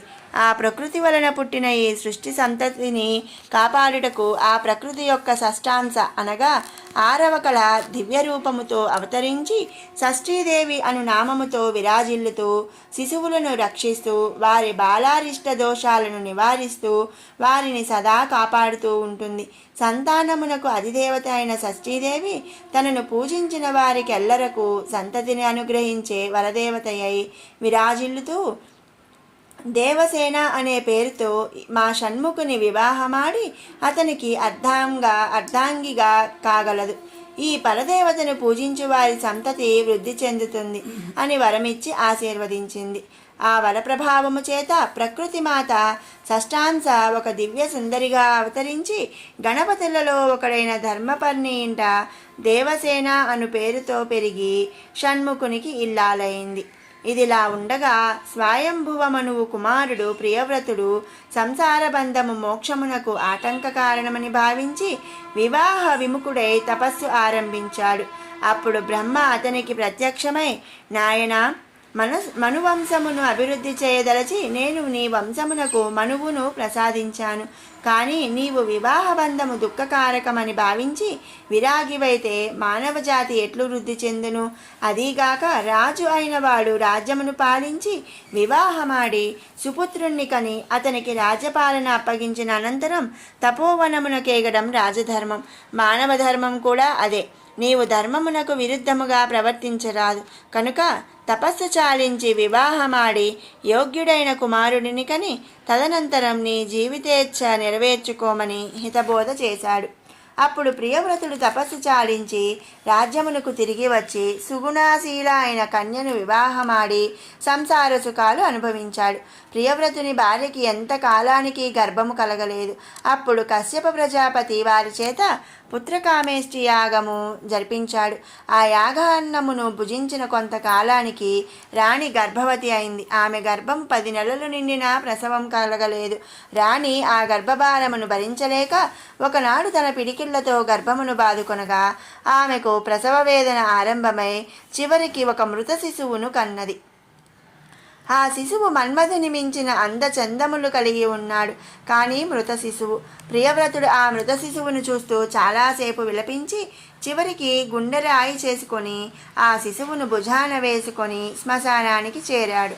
అక్కడ శిశువును నేలపై పరుండబెట్టి అంతిమ సంస్కారాన్ని జరపడానికి మనస్సు అంగీకరించక చాలాసేపు రోధించాడు. అతని రోదన క్రమంగా దైవనిందా స్థాయికి చేరింది. ఓ బ్రహ్మదేవా, నేను వద్దంటున్నా వినకుండా నన్ను ఈ సంసార కూపంలోకి బలవంతంగా నెట్టావు. నాకు దుఃఖం కలిగించడానికేనా? అమ్మా జగన్మాత, తల్లులను గన్న తల్లి, నీ పాదపద్మములు ఆశ్రయించాలని తపస్సు ఆరంభించిన నన్ను ఈ భవబంధాల్లో ఎందుకు బంధించావు? నేనేం పాపం చేశాను? అయ్యో, నా మొరలు ఆలకించు దయామయులు ఒక్కరూ లేరా? నాకు పుత్రభిక్ష పెట్టే పుణ్యాత్ములు లేరా అంటూ వాపోయాడు. అతని మొరలు ఆలకించినట్లుగా ఒక దివ్య విమానం వచ్చి అక్కడ ఆగింది. అందులో ఉన్న దేవతామూర్తిని షష్ఠీదేవిగా గుర్తించిన ప్రియవ్రతుడు చేతులు జోడించి ఆమెకు నమస్కరించాడు. తల్లి, నువ్వు శిశురక్షగినవని పరమేశ్వరి చెప్పింది. శిశు బాలారిష్టాలను బావుపు అధిదేవతవని ఆ తల్లి వరమిచ్చింది. నిన్ను పూజించిన వారికి వంశాభివృద్ధి అవుతుందని ఆ జగన్మాత పలికింది. మరి నాకు ఈ దుర్గతి ఏమిటి తల్లి? నేనేం అపరాధం చేశాను? నాకు ఈ మృత శిశువును ఎందుకు ప్రసాదించావు అని వాపోయాడు ప్రియవ్రతుడు. షష్ఠీదేవి మందహాసం చేసి, నాయనా, నీవు సంతానం కోసం పుత్రకామేష్టి చేశావు గాని సంతతికి అధిదేవతని అయిన నాకు ఆ యాగమందు ఆవాహన, స్థాన, ఆసన, నివాసాలు కల్పించలేదు. యజ్ఞపురుషుడిని, దిక్పాలకులను ఆవాహన చేసిన నువ్వు కనీసం నా పేరు కూడా తలచలేదు. మరి నీ శిశురక్షణకి నేనులా బాధ్యత వహిస్తాను అని ప్రశ్నించింది. ప్రియవ్రతుడు తన పొరపాటు గ్రహించి, అమ్మా షష్ఠీదేవి, నా అపరాధాన్ని క్షమించు. ఇప్పుడు ఇక్కడే నిన్ను పూజిస్తాను. నీ వ్రత విధానం చెప్పు అని ప్రార్థించాడు. నాయన, ప్రకృతి పరదేవత అవతారమైన నన్ను ఆ ప్రకృతిలోంచి పుట్టిన మర్రి వృక్షము మొదలు ఎందుగాని, మట్టి నుండి రూపొందిన కుండపైన గాని, మట్టితో నిర్మించిన గోడపై గాని, లేదా మట్టికి ప్రతిరూపమైన సాలగ్రామముపై గాని నా ప్రతిమను ఉంచి పూజించిన వారి ఎడల నేను ప్రసన్నురాలినై వారి అభీష్టములు తీరుస్తాను. వారికి సత్సంతానమును అనుగ్రహిస్తాను. ఆ సంతానమునకు బాలారిష్టములు తగలకుండా నివారిస్తాను. నా అనుగ్రహము పొందిన బిడ్డలు దీర్ఘాయుష్కులై ఆరోగ్య భోగ భాగ్యాలతో వర్ధిల్లుతారు అని తెలిపింది షష్ఠీదేవి. ప్రియవ్రతుడు సంతోషించి తక్షణమే తన భార్యను అక్కడికి రావించి అక్కడే ఒక మర్రి వృక్ష మూలమున షష్ఠీదేవి ప్రతిమను స్థాపించి వేదమంత్రయుక్త సహితముగా ఆ దేవిని పూజించాడు. అప్పుడు షష్ఠీదేవి సంతుష్టురాలై తన అనుగ్రహ వీక్షణమునతో ఆ మృత శిశువుకు ప్రాణం పోసింది. ఆ శిశువుకి సువ్రతుడు అని తానే నామకరణం చేసి ఆ బాలుని ఆ దంపతులకు అప్పగించింది. అప్పుడు ప్రియవ్రతుడు షష్ఠీదేవిని ఇలా స్తుతించాడు. నమో దేవ్యై మహాదేవ్యై సిద్ధ్యై శాంత్యై నమో నమః. శుభాయై దేవసేనాయై షష్ఠీదేవ్యై నమో నమః. వరదాయే పుత్రదాయే ధనదాయే నమో నమః. సుఖదాయే మోక్షదాయే షష్ఠ్యై దేవ్యై నమో నమః. సృష్టి షష్టాం స్వరూపాయే సిద్ధాయే చ నమో నమః. మాయాయే సిద్ధయోగిన్యై షష్ఠీదేవ్యై నమో నమః. సారాయే శారదాయే చ పరాదేవ్యై నమో నమః. బాలాధిష్టాతృదేవ్యై చ షష్ఠీదేవ్యై నమో నమః. కళ్యాణదేవే కళ్యాణే ఫలదాయే చ కర్మణాం ప్రత్యక్షాయే సర్వభక్తానాం షష్ఠే దేవే నమో నమః పూజ్యాయ స్కందకాంతాయ సర్వేషాం సర్వకర్మసు దేవరక్షణకారిణ్యే షష్ఠీ దేవే నమో నమః శుద్ధ సత్వస్వరూపాయ వందితాయ నృణాం సదా హింసా క్రోధవర్జితాయ షష్ఠీ దేవ్యై నమో నమః ధనం దేహి ప్రియ జయం దేహి పుత్రం దేహి సురేశ్వరి మానం దేహి జయం దేహి ద్విషో జహిమేశ్వరి ధర్మం దేహి యశో దేహి షష్ఠీ దేవి నమో నమః దేహి భూమిం ప్రజాం దేహి విద్యాం దేహి సుపూజతే కళ్యాణం చ జయం దేహి విద్యాదేవి నమో నమః నమోస్తుతే షష్ఠీ దేవి నమో నమః. ఆ స్తుతి స్తోత్రములకు సంతృప్తి చెందిన షష్ఠీదేవి, ప్రియవ్రత, నీ భక్తికి సంతసించాను. నీ కుమారుడు సువ్రతుడు అప్రమేయ బలపరాక్రమ సంపన్నుడై ఈ ధరాతలమును పాలిస్తాడు. నీవు లోకహితము కోరి నా ఈ షష్ఠీ వ్రతమును లోక ప్రచారం గావించి ధన్యుడివి కావయ్యా అని ఆశీర్వదించి అదృశ్యురాలైంది. నారద మహర్షి ఈ వృత్తాంతము సావిత్రి సత్యవంతులకు తెలిపి వారితో పాటు సావిత్రి జననీ జనకుల చేత కూడా షష్ఠీ వ్రతమును జరిపించాడు. ఆ వ్రతఫలం చేత అశ్వపతి మహారాజుకి 100 కుమారులు జన్మించి వారి వంశప్రతిష్టను ఇనుమడింపజేశారు. సావిత్రి సత్యవంతులు సుపుత్రులను రాజ్యవైభవమును పొంది జనరంజకముగా పాలన చేస్తూ దాన ధర్మాది కార్యములు చేసి అఖండ కీర్తి ప్రతిష్టలను ఆర్జించారు. ఆ తదనంతరం సావిత్రి సుమంగళిగా తనువు చాలించి పుణ్యలోకములకు తరలి వెళ్ళింది. అనంతరం సత్యవంతుడు కూడా ఆమెను అనుసరించి సద్గతులు పొందాడు. ఈ సతీ సావిత్రి చరితము విన్నవారు చదివినవారు పరమపావనులై ఈహపర సుఖములను పొందగలరు. ఈ షష్ఠీదేవిని సంకల్పయుక్త విధానముగా పూజించిన వారు సంతానమును సంతానాభివృద్ధిని పొందగలరు. వారి సంతానములకు బాలారిష్ట దోషములు తొలగిపోతాయి. పురిటి ఇంట షష్ఠీదేవి స్తోత్రమును పఠించిన శిశువుకు సర్వగ్రహ పీడ పాపబాధలు నివారణ అవుతాయి. పసిబిడ్డలు అకారణంగా ఏడ్చుచున్నప్పుడు ఈ స్తోత్రాన్ని పఠిస్తే బాధ నివారణమవుతుంది. షష్ఠీదేవిని పూజిస్తే సత్సంతానం కలుగుతుంది. షష్ఠీదేవిని మనసారా పూజించిన వారికి వంశాభివృద్ధి చేకూరుతుంది. శ్రీ లలితాదేవి అవతారం. మోక్షదాయకాలైన 7 పుణ్యక్షేత్రాలలో కంచి ఒకటి. ఒకసారి వేదాంగ పారంగతుడు సర్వసిద్ధాంత సారజ్ఞుడు బ్రహ్మానంద రసాత్మకుడు దేవర్షి అయిన అగస్త్యుడు కంచి క్షేత్రానికి వచ్చి కామాక్షిదేవిని ఏకాంబరేశ్వరుడిని పూజించి అనేక సంవత్సరాల తపస్సు చేశాడు. ఈ శ్రీ మహావిష్ణువు హయగ్రీవ రూపంలో అతడికి ప్రత్యక్షమై వరం కోరుకోమన్నాడు. అగస్త్యుడు అతనికి నమస్కరించి పామరులైన ఈ మానవులందరూ మోక్షాన్ని పొందటానికి సులభమైన మార్గం ఏదైనా ఉంటే దానికి నాకు తెలియజేయవలసినదని ప్రార్థించాడు. దానికి హయగ్రీవుడు, మానవులకు భుక్తిని దేవతలందరికీ శక్తిని అనుగ్రహిస్తున్న దేవత లలిత మాత్రమే అని పలికి ఆ లలితా చరిత్రను అగస్త్యుడికి సవివరంగా తెలిపాడు. ఒకానొక సమయంలో పరమేశ్వరుడి పాలనేత్రాగ్నిలో పడి మన్మధుడు భస్మమైనాడు. చిత్రకర్మ ఆ బూడిదతో ఒక విచిత్ర ఆకృతి కలిగిన పురుషుణ్ణి తయారు చేశాడు. బ్రహ్మదేవుడతడిని చూసి భండ ఆశ్చర్యం అన్నాడు. అతడే భండాసురుడు, విశుక్రుడు, విషంగుడు అనేవాళ్ళు అతడి సోదరులు. వీళ్ళు ముగ్గురు లోకపీడకులు, పరమ కిరాతకులు. భండాసురుడికి రాజధాని శూన్యక నగరం. అది మహేంద్రగిరికి సమీపంలో సముద్ర తీరంలో ఉంది. దాని విస్తీర్ణం 100 యోజనాలు. భండాసురుడు శతరుద్రీయ మంత్రాన్ని జపించి శివుణ్ణి మెప్పించి అతడి వలన తిరుగులేని వరాలను పొందాడు.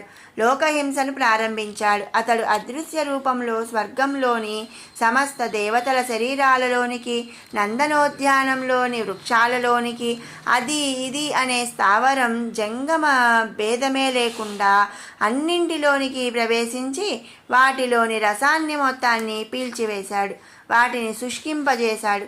దానితో రసక్షయమనే లక్షణం సంక్రమించి దేవతలందరూ నీరసపడిపోయారు, కాంతివిహీనులయ్యారు. విశుక్రుడు భూలోకవాసులందరికీ, విషంగుడు రసాతలవాసులందరికీ, ఈ 2 లోకాలలోని సమస్త వస్తుజాలానికి ఇదే వ్యాధిని సంక్రమింపజేశారు. దీంతో బ్రహ్మాండ భాండాలన్నీ రసహీనమైపోయాయి. హరి బ్రహ్మేంద్రాది దేవతలందరూ కైలాసానికి వెళ్ళి శివదర్శనం చేసుకొని అద్వయం నిర్మలం శాంతం మాయాతీతమలం నిరస్త గుణ సంపర్గం మహాశంభుముపాస్మహే అంటూ ప్రారంభించి 14 శ్లోకాలలో శివుడిని స్తుతించారు. శివుడు ప్రసన్నుడైనాడు. వారి పరిస్థితిని తెలుసుకున్నాడు. ఇప్పుడే మనమందరము కలిసి మహాహోమ విధానంతో ఒక మహాయజ్ఞాన్ని చేయాలి అన్నాడు. దాని విధానాన్ని కూడా వివరంగా తెలియజేశాడు. అందరూ సరే అన్నారు. ఈ మహాయాగం కోసం మహేశ్వరుడు 7 సముద్రాలలోని 7వ సముద్ర జలాన్ని తన లలాట నేత్రాగ్నితో ఇంకింపజేశాడు. అది హోమకుండమైంది. ఆ యాగానికి శివుడు హోత, పరాశక్తి యజ్ఞపతి. శివుడు సృష్టించిన చిదగ్ని హోమాగ్ని 6 సముద్రాలు అభిగారాలు, సమస్త బ్రహ్మాండాలలోని సమస్త సృష్టి జీవరాశులు, యక్ష గరుడ గంధర్వ కిన్నర కింపురుషాది దేవజాతులు, ప్రకృతి పంచభూతాలు, బ్రహ్మేంద్రాదులు, వారి వారి భార్యలు, పరివారం సమస్తము, పశువులు, పుష్కలావర్తక మేఘాలు, దర్వులు, సర్పి సముద్రం, అజ్యం అంటే నెయ్యి, ఈ సాధన సంపత్తితో మహేశ్వరుడు మహాయాగం చేశాడు. దేవతానీకం ప్రకృతి జాలమంతా, హోమద్రవ్యమంతా ఆ హోమకుండంలో పడి హుతమైపోయింది. ఇక సృష్టిలో మిగిలింది ఏదీ లేదు. యాగం పూర్తి అయింది. అంతట పరమేశ్వరుడు విశ్వరూపిణి సర్వాత్మన్ విశ్వభూతైక నాయికే లలితా పరమేశాని సంవిద్వహ్నే సముద్భవ. ఓ లలితాదేవి, ఈ చిదగ్ని నుండి ఉద్భవించు అంటూ 8 శ్లోకాలను పఠించాడు. ఆ ప్రార్థనను అనుసరించి ఆ చిదగ్ని కుండం నుండి లలితాదేవి ఆవిర్భవించింది. అందువల్లనే ఆమెకు చిదగ్నికుండ సంభూత అనే నామం ఏర్పడింది.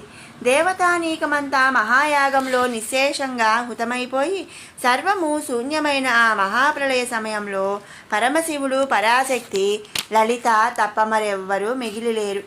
అందువల్లనే లలిత ఆ మహాప్రళయ ఘట్టానికి సాక్షిభూతురాలైంది. లలితాదేవి బండాసురుడిని వధించడం కోసమే సమస్త లోకాలను, దేవజాతులను, ప్రకృతిని, ప్రాణికోటిని, వస్తుజాలాన్ని మరల సృష్టించడం, సంరక్షించడం కోసమే ఆవిర్భవించింది. అదే ఆమె నిర్వహించవలసిన దైవ కార్యం. ఆ విధంగా ఉద్భవించిన లలితాదేవి శరీరం ఉదయిస్తున్నవే ఈ సూర్యుల కాంతితో ప్రకాశిస్తోంది. ఆమెకు 4 చేతులున్నాయి. సృష్టిలోని సౌందర్యమంతటికీ ఆమె అవధి.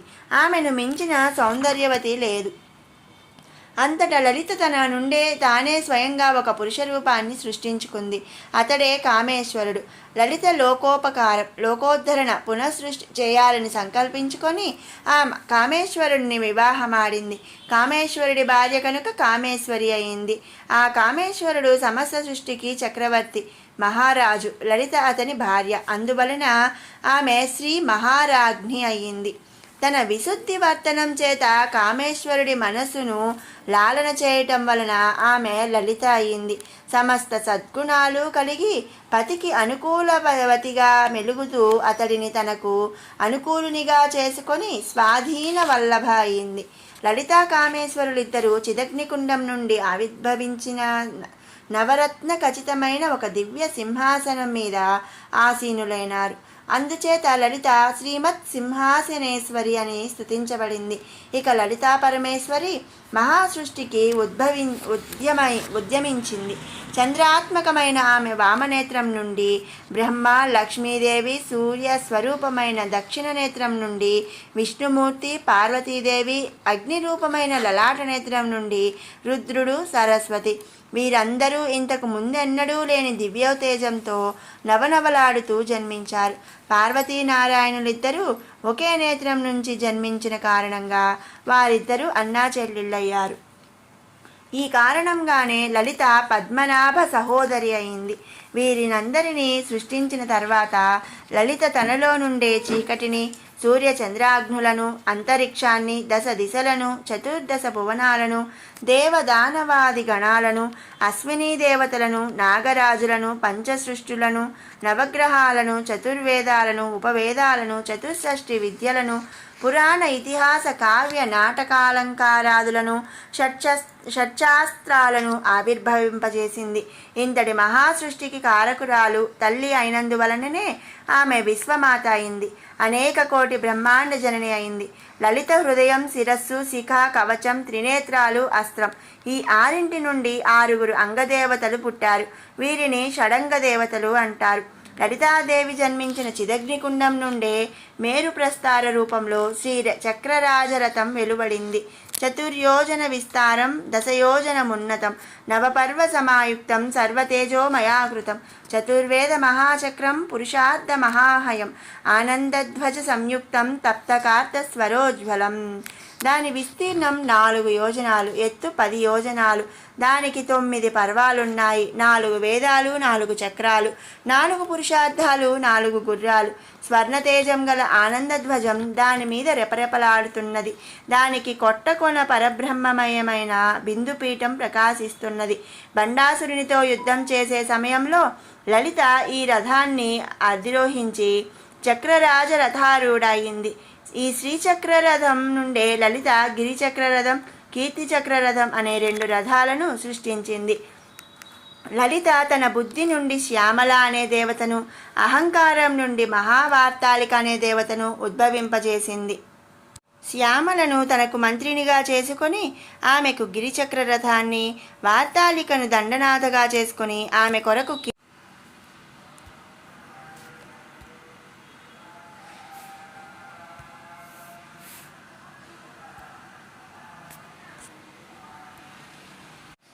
ఆ తరువాత లలిత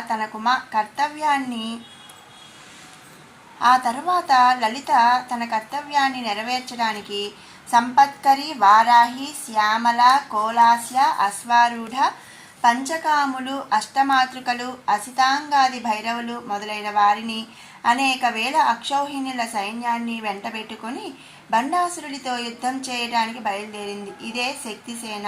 లలితా శక్తిసేన సమేతంగా బండాసురుడి రాజధాని అయిన శూన్యక నగరాన్ని సమీపించింది. వెంటనే లలితా సేనకు బండాసుర సేనకు మధ్య భీషణ సమరం ప్రారంభమైంది. బండాసురుడి సేనాధిపతి కుటిలాక్షకుడు. రాక్షస యుద్ధ తంత్రంలో ప్రధాన పాత్రధారి అతడే. కుటిలాక్షుడు ధర్మదుడనే వాడిని 10 అక్షౌహిణుల సేనతో లలిత మీదికి యుద్ధానికి పంపాడు. లలితాదేవి తన అంకుశం నుండి సంపత్కరీదేవిని ఆవిర్భవింపజేసింది. ఈ సంపత్కరి రణకోలాహలమనే ఏనుగునెక్కి అతడిని ఎదుర్కొంది. ఆమె అనుచరులు అనేకులు అనేక మత్తేభాలనెక్కి ఆమెకు అండగా నిలిచారు. సంపత్కరి ఒక బాణంతో దుర్మధుడి వక్షస్థలాన్ని చీల్చి అతడిని చంపివేసింది. తర్వాత కుటిలాక్షుడు దుర్మధుడి అన్న కురుండుడిని యుద్ధానికి పంపాడు. లలిత ధరించిన పాసాయుధం నుండి పుట్టిన అశ్వారూఢాదేవి అపరాజితమనే అశ్వాన్ని ఎక్కి యుద్ధరంగానికి వెళ్ళింది. ఆమె అనుచరగణం అసంఖ్యాకమైన గుర్రాలనెక్కి ఆమె వెంట నిలిచింది. అశ్వారూఢాదేవి తన అంకుశంతో అతడి రొమ్ము మీద పొడిచి అతడిని చంపింది. తర్వాత బండాసురుడు పంపిన కరంకాదులను, లలిత దౌడల నుండి పుట్టిన నకులీదేవి, వలాహకాదులను, తిరస్కరిని, దమనకాదులను నిత్యాదేవతలు వధించారు. బండాసురుడు ఆశ్చర్యచకితుడై చతుర్బాహువు మొదలైన తన కుమారులు 30 మందిని 200 అక్షౌహిణుల సైన్యంతో యుద్ధానికి పంపాడు. లలిత కుమార్తె బాలాత్రిపుర సుందరి. ఆమె ఎల్లప్పుడూ 9 సంవత్సరాల వయసులోనే ఉంటుంది. ఆమె లలితకు 6వ ప్రాణం. ఆ బాల ఈసారి యుద్ధానికి నేను వెళతానన్నది. అప్పుడు లలితాదేవి కుమార్తెను బుజ్జగిస్తూ, అమ్మా, నువ్వు సుకుమారివి, చిన్న పిల్లవు, నీవు లేకుండా నేను గాలిని కూడా పీల్చలేను, నీవే నా ఊపిరివి, ఈ యుద్ధానికి నువ్వు వద్దు అన్నది.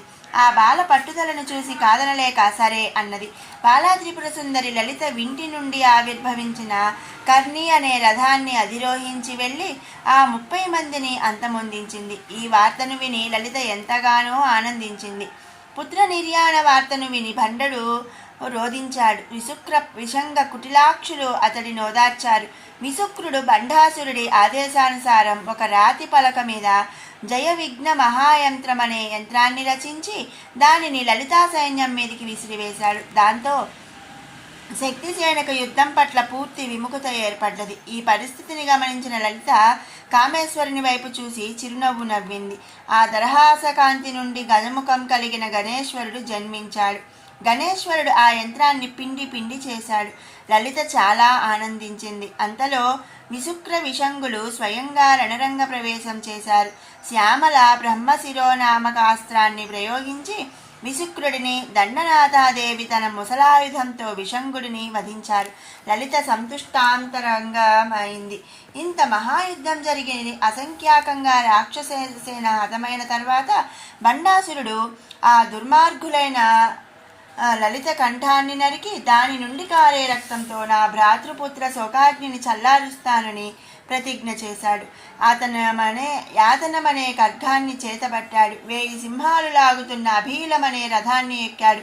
40 మంది సేనానాయకులను 2185 అక్షౌహిణుల సేనను వెంటబెట్టుకొని యుద్ధరంగానికి వచ్చాడు. లలితా త్రిపుర సుందరి శ్రీచక్రరథాన్ని అధిరోహించింది.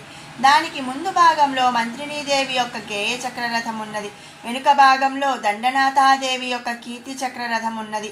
ఇతర శక్తుల రథాలు, వారి సింహ, ఉష్ట్ర, నరగజ, అశ్వరు, భేరుండ, శరభాది వాహనాలు గల శక్తిసేన వీరి వెంట బయలుదేరింది. రథచక్రాల ధ్వని, గజాస్వాది వాహనాల ఘీంకార హేషాదులు, శక్తిసేనల ఆయుధాల గలంగలలు, భేరీ శంఖాది వాద్యాల ఘోషలతో ఆకాశం ప్రతిధ్వనిస్తున్నది. ఈ రథాల వాహనాల సైనికుల తాకిడికి నేల దుమ్మురేగి రణరంగమంతటా కమ్ముకున్నది. లలితా భండాసురుల భీషణ సమరం ప్రారంభమైంది. భండాసురుడు లలిత మీదకి అంధదామిశ్రం అనే అస్త్రాన్ని ప్రయోగించాడు. లలిత మహాతరణి అనే తన అస్త్రంతో దాన్ని నిర్వీర్యం చేసింది. తర్వాత అతడు వరుసగా ప్రయోగించిన పాషండం, అంధం, అంతకం, సర్వాస్త్ర స్మృతి నాశం, మూకం మొదలైన అస్త్రాలను లలిత గాయత్రి, చక్షుస్మృతి, మహామృత్యుంజయం, ధారణ, మహావాగ్వాదిని అనే తన అస్త్రాలతో ఉపసంహరించింది.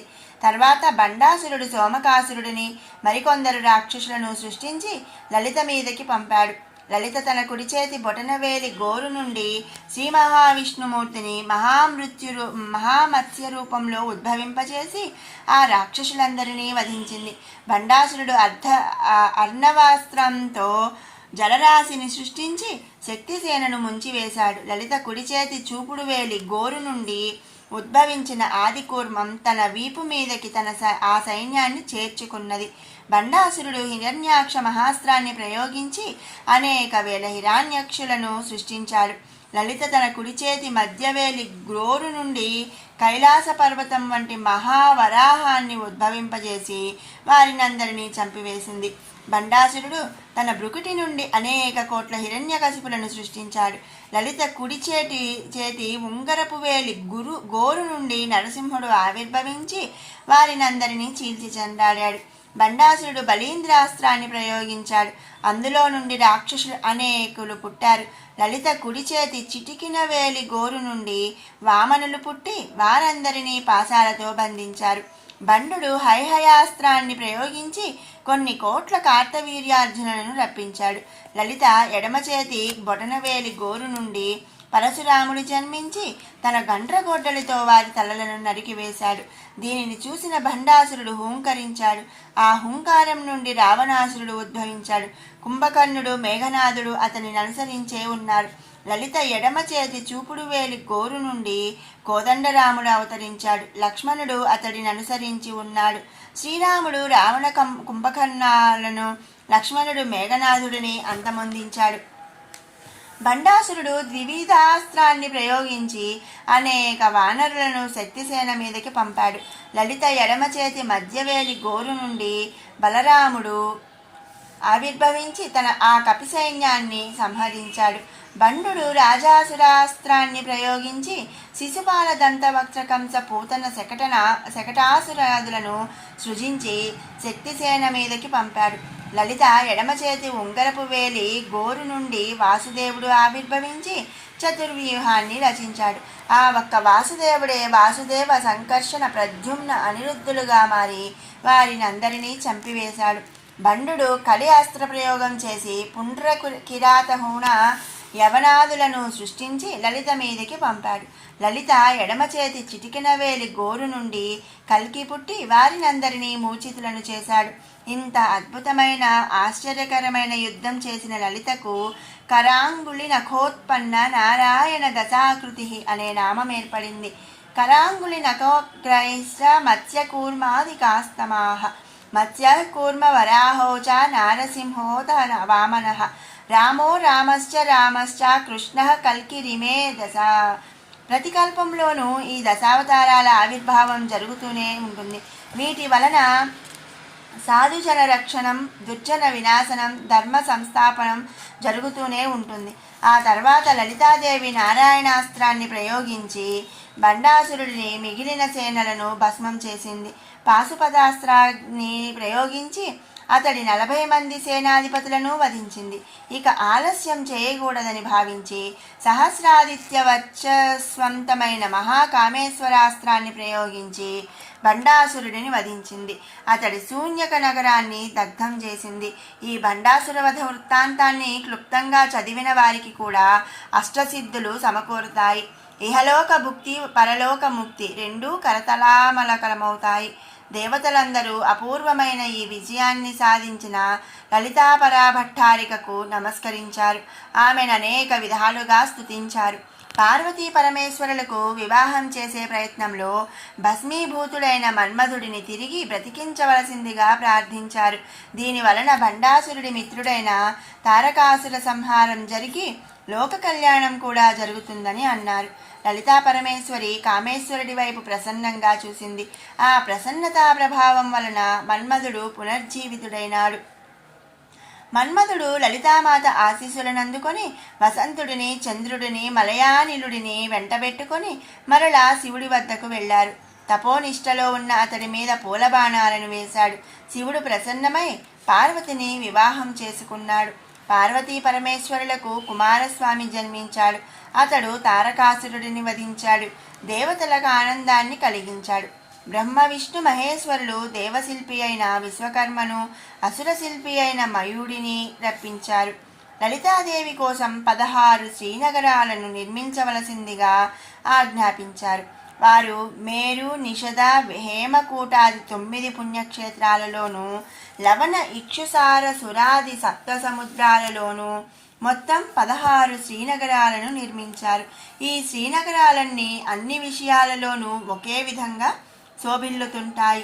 మేరు పర్వతానికి తూర్పు, నైరుతి, వాయువ్య దిక్కులలో 3, మధ్యలో 1, మొత్తం 4 శిఖరాలున్నాయి. ఆ మధ్య శిఖరం మీదనే శ్రీనగరం ఉన్నది. అందులో నివసించటం వలన లలిత ఆ శ్రీనగరానికి అధికారిని అయినందువలన శ్రీమన్నగర నాయిక అయింది. ఈ శ్రీనగరానికి కాలాయనం మొదలైనవి 8, పుష్యరాగం మొదలైనవి 7, మరకతం మొదలైనవి 3, మనోమయం మొదలైనవి 6 ప్రాకారాలు, సహస్ర స్తంభక మండపం 1, అలా మొత్తం 25 ప్రాకారాలున్నాయి. వీటిలో శృంగార ప్రాకారం 1. దీనికి 9 యోజనాల దూరంలో చింతామణి గృహం ఉంది. దీనికి మహాపద్మాటవి అని పేరు. ఇదే చక్రరాజ మహాలయం, దేవీ సదనం, లలితా పట్టపురాణి నివాసం. కాలాయన కాంస ప్రాకారాల మధ్య నానా వృక్ష వాటికలు 7 ఉన్నాయి. వాటిలో కదంబవన వాటిక 7వది. లలితాదేవి అందులో విహరిస్తూ కదంబవనవాసిని అనే నామాన్ని సంతరించుకున్నది. సమస్త పాపాలను హరించేది, పుణ్యప్రదమైనది, అనిమాద్యష్ట సిద్ధులను అనుగ్రహించేది అయిన ఈ లలితా చరిత్రను చదివినవారు, విన్నవారు సర్వపాప విముక్తులై దేవలోకంలో గౌరవించబడతారు. శ్రీమాత శ్రీ మహారాజ్ఞి శ్రీమత్ సింహాసనేశ్వరి అయిన లలితా పరాభట్టారికను హృదయపీఠం మీద నిలుపుకొని లలితా మంత్రాన్ని జపించిన వారు సర్వజ్ఞులు, సర్వపూజితులు అవుతారు. వాక్కులో బృహస్పతి వంటివారు, సంపదలో శ్రీపతి వంటివారు, స్థైర్యంలో హిమవంతుని వంటివారు, ఔన్నత్యంలో మేరు పర్వతమంతటివారు, గాంభీర్యంలో సముద్రుణ్ణి వంటివారవుతారు. ఎవరి వంశంలోనైనా లలితా మంత్రోపాసన పరుడు ఒక్కడున్నా సరే ఆ వంశమంతా తరిస్తుంది. ఎవరికైనా చిట్ట చివరి జన్మలో మాత్రమే శ్రీ విద్య లభిస్తుంది. లలితా మంత్రోపాసనకులకు పునర్జన్మ ఉండదు. అంతేకాదు, ఈ లలితాపాఖ్యోనం, లలితా సహస్రనామ స్తోత్రం వ్రాయబడిన పుస్తకాలున్న ఇండ్లలో ఏ విధమైన వ్యాధులు, కరువు కాటకాలు ఉండవు. సర్వం శుభప్రదంగానే ఉంటుంది. భజే శ్రీచక్ర రాజస్థాం దక్షిణోత్తరయోస్పద శ్యామా వార్తాళి సంసేవ్యాం లలితాంబాం చతుర్భుజాం. ఆ తల్లి నామాన్ని స్మరించుకునే వారి ఇంట్లో సమస్తమైన శుభాలు జరుగుతాయి. వారి ఇంట్లో ఏ లోటు రాకుండా అమ్మవారే చూసుకుంటుంది. అప్పటి వరకు శ్రద్ధాభక్తులతో దేవీ భాగవత పురాణం పఠనం చేస్తున్న సూత మహర్షి ఆనాటి సాయంకాల సంధ్యావందనాది అనుష్ఠాన సమయం ఆసన్నమవుతుండటం చేత తన అష్టమి దేవనస పారాయణంని ముగిస్తూ రీంకారాసన గర్భతానల శిఖాం సౌక్షీం కళాం బిభ్రతీం సౌవర్ణాంబరధారిణీం వరసుధా దౌతాం త్రినేత్రోజ్వలాం వందే పుస్తకపాసమంకుశధరాం సద్భూషితాముజ్వలాం త్వాం గౌరీం త్రిపురాం పరాత్పరకరళాం శ్రీచక్ర సంచారిణీం అని శ్రీ లలితా త్రిపుర సుందరీ దేవిని ప్రార్థించాడు. అష్టమాధ్యాయం సమాప్తము. ఓం శ్రీమాత్రే నమః. ఓం శ్రీ లలితాదేవ్యై నమః.